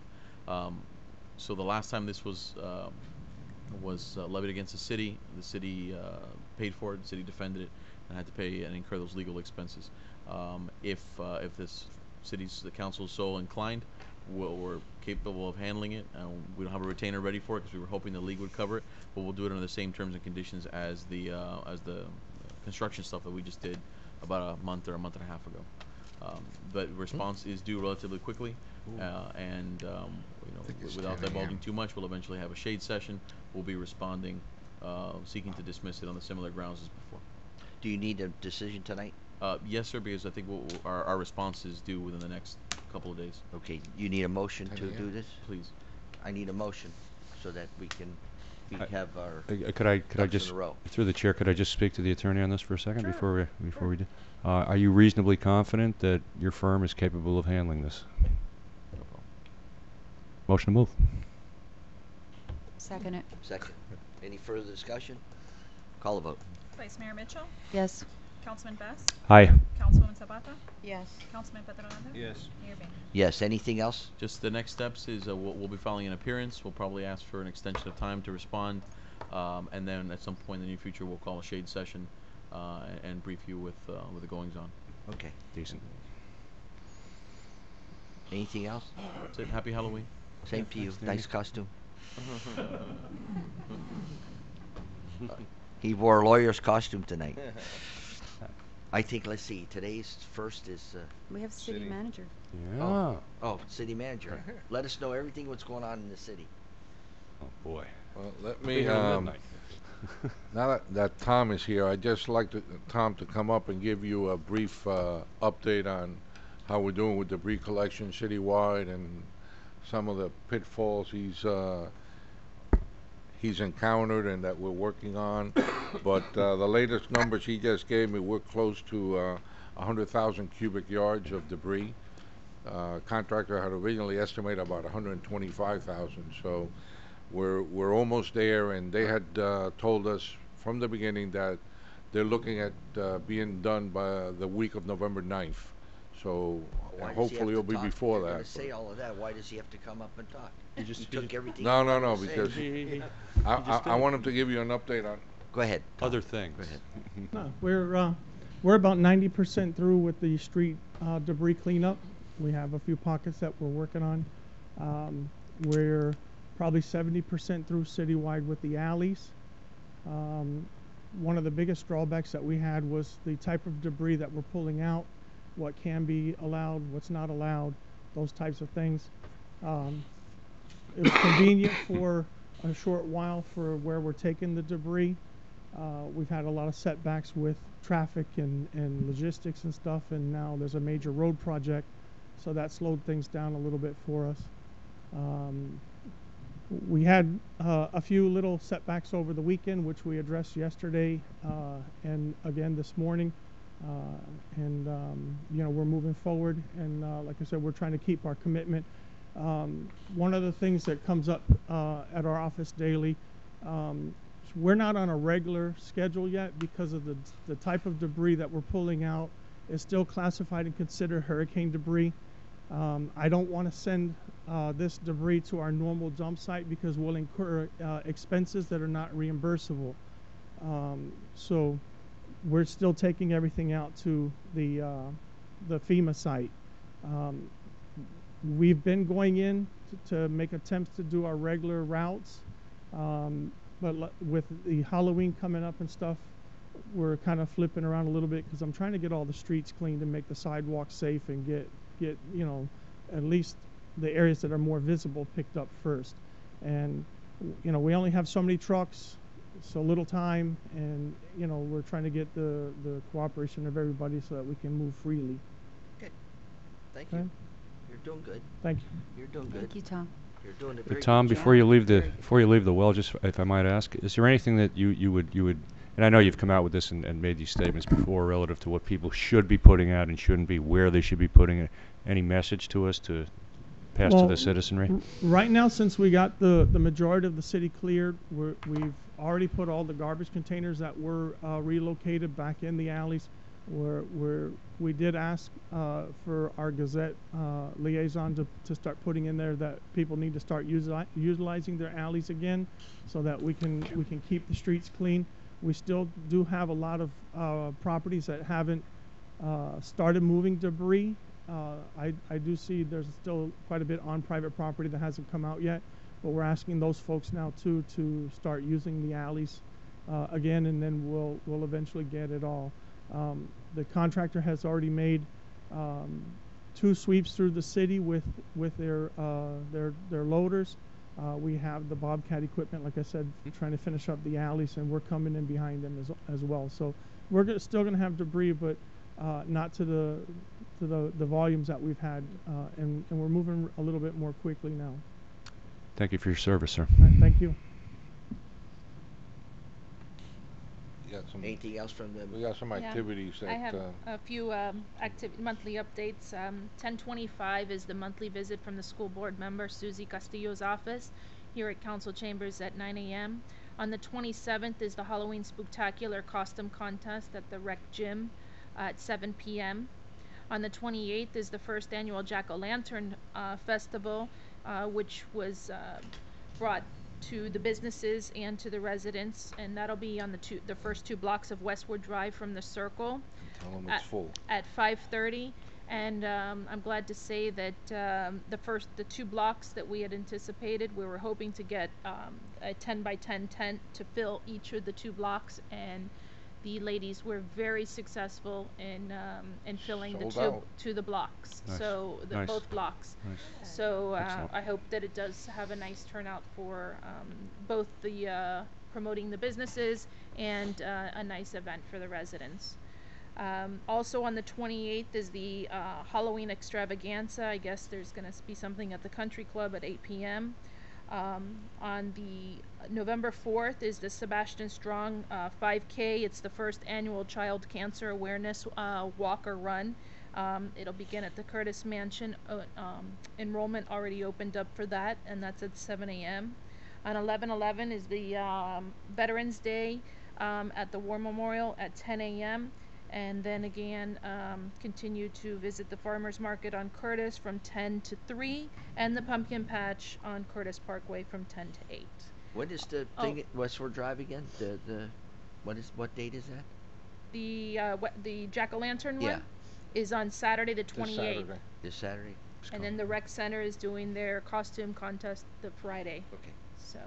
And the Veterans Day ceremony this year is going to be special. Bob's going to be the MC, as he always does every year.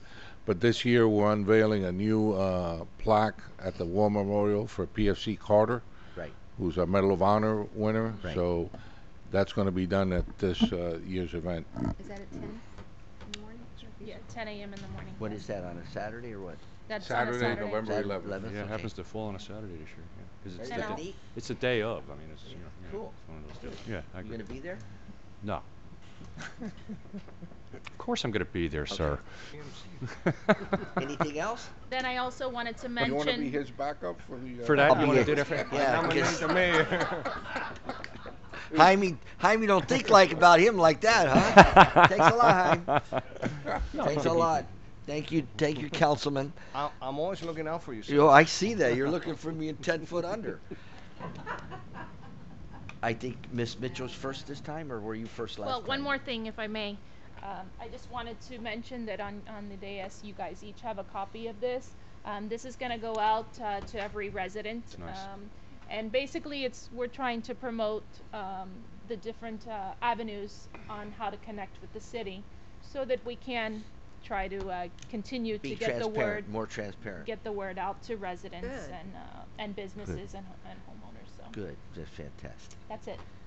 Phenomenal. Who went first last time? Check the minutes. Who went first last time? Oh, come on. Go it ahead. doesn't- Go ahead, Maria. Maria, go. Miss Councilwoman, Vice Mayor. Vice Mayor, I said it at the end. She goes by a lot of things. Oh, Lord. All right. Brother.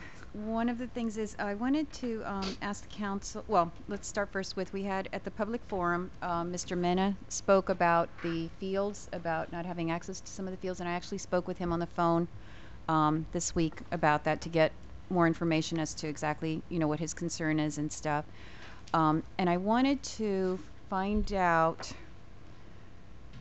well, my first thought when I spoke with him was I was going to tell him that this would be a good thing to bring up to the Recreation Board, because it seemed like a good way to have residents in the Recreation Board. However, the Recreation Board, it turns out, I asked Erica when the next meeting is, they haven't met since our June workshop because there's 2 vacancies on it.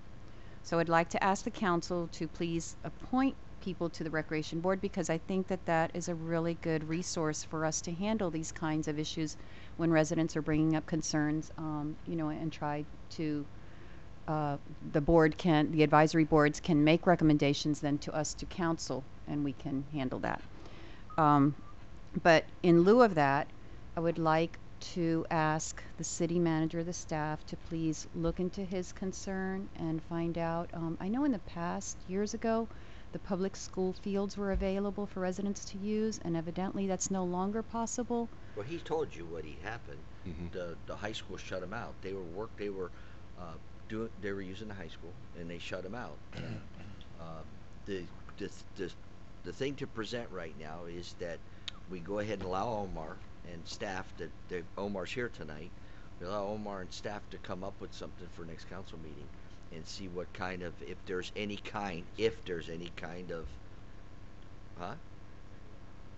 Oh, I guess for the next council Well, meeting. Next since- council meeting, yeah, we'll put on let's- the agenda, yeah. and we'll see what you have, okay? And it's not just for Mr. Minna, it should be, you know, he brought up a point, and since then I've talked to several people who say, yeah, it's very frustrating that, you know, the fields are not always available to them, and, you know, they like impromptu of being able to take their kids to a local field and run around. So I think that's an important thing if we can find some sort of resolution. And I understand that the fields need time to recuperate.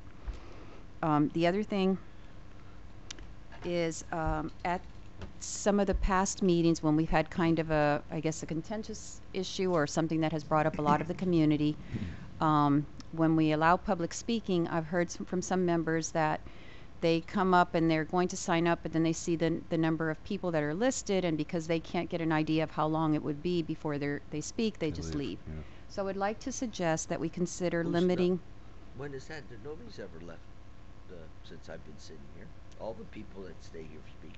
They don't sign up. They see too many names signed up, so they don't sign up to speak. So I would like to suggest that we consider limiting public speaking to 3 minutes. And that way, I think the more important things can be said, but it also gives an opportunity for, I don't know if that's something to bring up as a resolution for next meeting, to That's consider it. Oh, it's certainly, yeah. Yeah, we can consider it. And I know when I was at the Jacksonville conference recently, I found out from a lot of other cities that's pretty much the norm, that they limit public speaking to a certain number of minutes to allow, to encourage, you know, whoever wants to speak to feel that they have time to. And then the last thing I wanted to ask, this is just for future, we had talked about having a workshop on lessons learned from Irma. We probably should be considering dates. Well, I in the thought that we future. had. I thought we had I thought we went ahead. We were combined the Park and Parksway Board. This meeting coming up, Mhm. like I spoke at the meeting, that was going to be a combined situation. Oh, okay. Yeah. Then that's fine. I didn't understand that. Yeah, it's okay. gonna be So one- could we publicize it as that it's going to be for residents to, you Yeah. know, to bring up their lessons That's learned? what we and- decided. Okay. I didn't know. Just like to advertise it like that. I didn't realize that. And that's all I have. Wish Good. everyone a happy Halloween. Councilwoman Zapata. Just wanted to announce that I received a letter today from the Miami-Dade County League of Cities, and they provided me with 20 coupons for turkeys for families, for 20 families here in Miami Springs. It's going to happen November 16th, and we need to pick 20 people, 20 families, so I'm asking the city for assistance to identify our neediest families. Can I make a suggestion? In the past, we gave them to the senior center. Right, I thought of that, but I'm appealing to the city for guidance on that.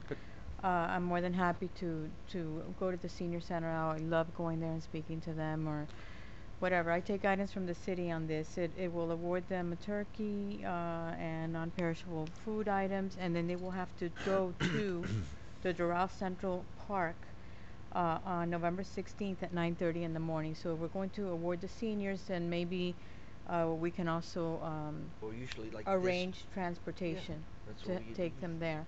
And I'll be going with them. Anyone else who wants to. I think that this is great that we're getting to do this. And the other thing I just want to say about this, I think that this is wonderful. I think that the staff we have now in the city, in terms of the ladies that are putting out all these communications, I mean, kudos to them. They're doing an excellent job. Even with the Historical Society kickoff, they were there, and they're always, everything that happens, they're there.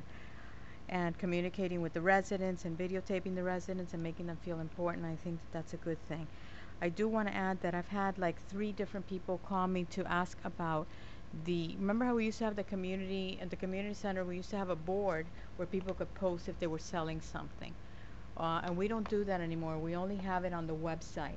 And people are saying that they'd like the opportunity to have that. When the pool was redone and the community center was redone, that never came back on there. So I don't know, Omar. I mean, I think it's something to consider. I've had a few people ask me about that. Okay. Explain to you what happened. That's fine, yeah. Is that okay? Yeah, come on. He's eager to talk tonight. He wants to talk. Yeah, I know. I see. Give that. him the mic. Somebody him give him a mic. I man. can solve your issues. Unfortunately, they were able to put there where you could get like a repair person to fix their house or etc. And one of the seniors pulled the tag and they got robbed. So we started to avoid having those signs of the people were using it not for the right reasons. Now they're unfortunately. scared. Why don't we put some limitations and maybe like the front person there at the community center, the girl who sits there can just scan it as things come on a daily basis, so people can at least post things Well, they're then selling. you put the liability on us then to scan what people are posting, what could be But what I'm dangerous for saying, us. somebody's selling an old bicycle or a set of golf clubs, or somebody's selling a used, people, I'd rather have them put it there and have somebody call, and say, hey, you're selling this. I'm I not don't know. opposed to it. I just know that's what happened, Put in the and Gazette. then it became an That's issue. different than having somebody come into your house and repair something in your house. You see what I'm saying? I understand. Other municipalities have that in their community center. Unless somebody's like really opposed to that, I don't. That's just what happened. Would I'm it not help opposed to have it either. inside the community center instead Sorry? of the outside? Would it help to have it inside on a wall inside the community center instead of on the outside? Sure, they would. I mean, I'm pretty sure it could help, but I would need you guys to identify what they are allowed to put there or not. And then I don't know if there's a liability if something like that was to happen where we're posting something in our community center and then something does happen and they turn around and say, well, I got it from inside your community center. I just don't know how far that Alright, we're goes. I gonna don't know have if that's to- something that What police the will have to legal do. You can side have of us that look at is, it, let us yeah. look at it, 'cause Well, it effectively becomes a public forum. Right. And it's a little slippery. Dicey. Okay. Yeah. I think that it certainly, if we had like a legal disclaimer saying, that the city has, this would be from people from the city of Miami Springs, things that they're selling within Miami Springs. Just the same way that we have on our website garage sales. What if somebody gets held up in a garage sale? That's fine. And we're posting that. Okay. Will you look into it? No, we said we were you. going to go ahead and look into it. Thank you. Mr. Petchlanka, anything? Councilman Best? Yeah, a couple of things, Mayor. Thank you. First of all, again, kudos to the city for this cubic yards of stuff they've removed to date. All I have to compare that to is what happened 12 years ago and how long it took to happen. And I realized that the windstorms of 12 years ago were a little more intense than they were this time, but still there was an awful lot of debris out there, and I think they've done a wonderful job. And I applaud the citizens that have come to the well and cited them for that. Thank you, Tom. I know we've all received that letter from Omar relative to the usage of fields, sports facilities here in the Springs, and I also know the amount of money that we've spent on these fields, $82,000 for the sod alone on Prince, plus. And I remember years ago when we first came to this town, there was a gentleman by the name who was in Omar's seat, by the name of Ray Lopez. I don't know how many people remember him. He was the head of Recreation and Parks before Pat Perry and all. And I was running a team in the MSBL baseball squad, hardball at the time, and my buddy Gene Voigt and I went and made an appointment with him to schedule time that our team could work out. And you talk about red tape. With what we had to go through for this, we finally just said, to heck with it. And we just took our shot at the high school every once in a while on a Saturday and did what we did. And that's how we had to make do with it. But with the advances that the city's made and the amount of expense that we've gone through, if Omar can come up with anything outside of the impossible and fix this problem, I'm all with you.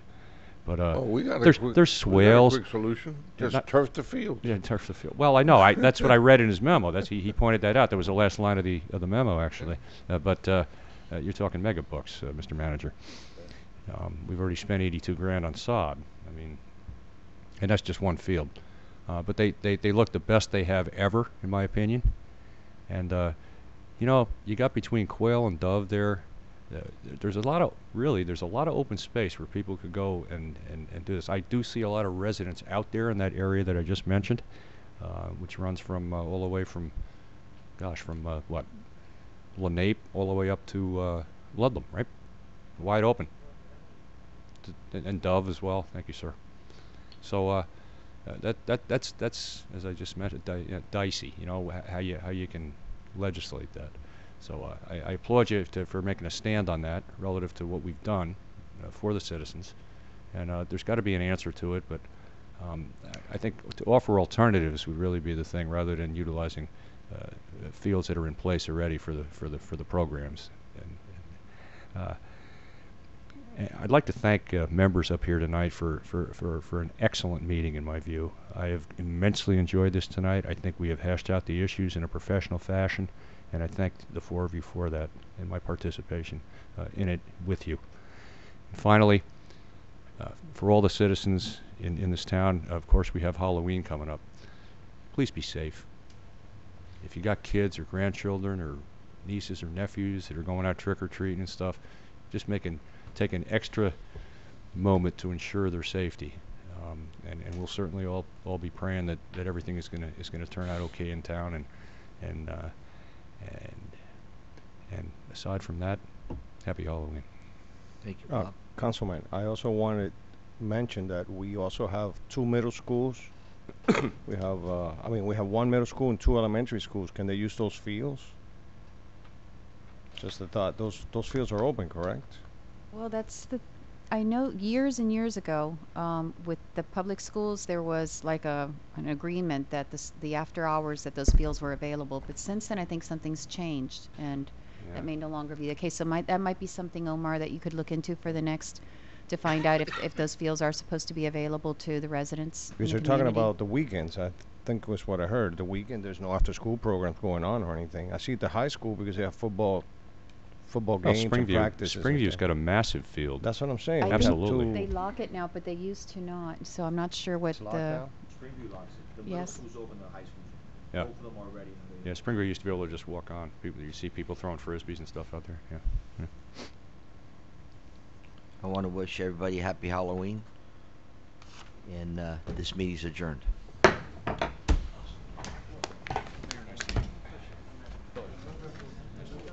Thank you, Bob. Those were very nice comments. Nice comments on your part. Hurricane and Denver. No, So we're here first for- of all, it's Tammy, what is this letter? What is this letter? actually a I just.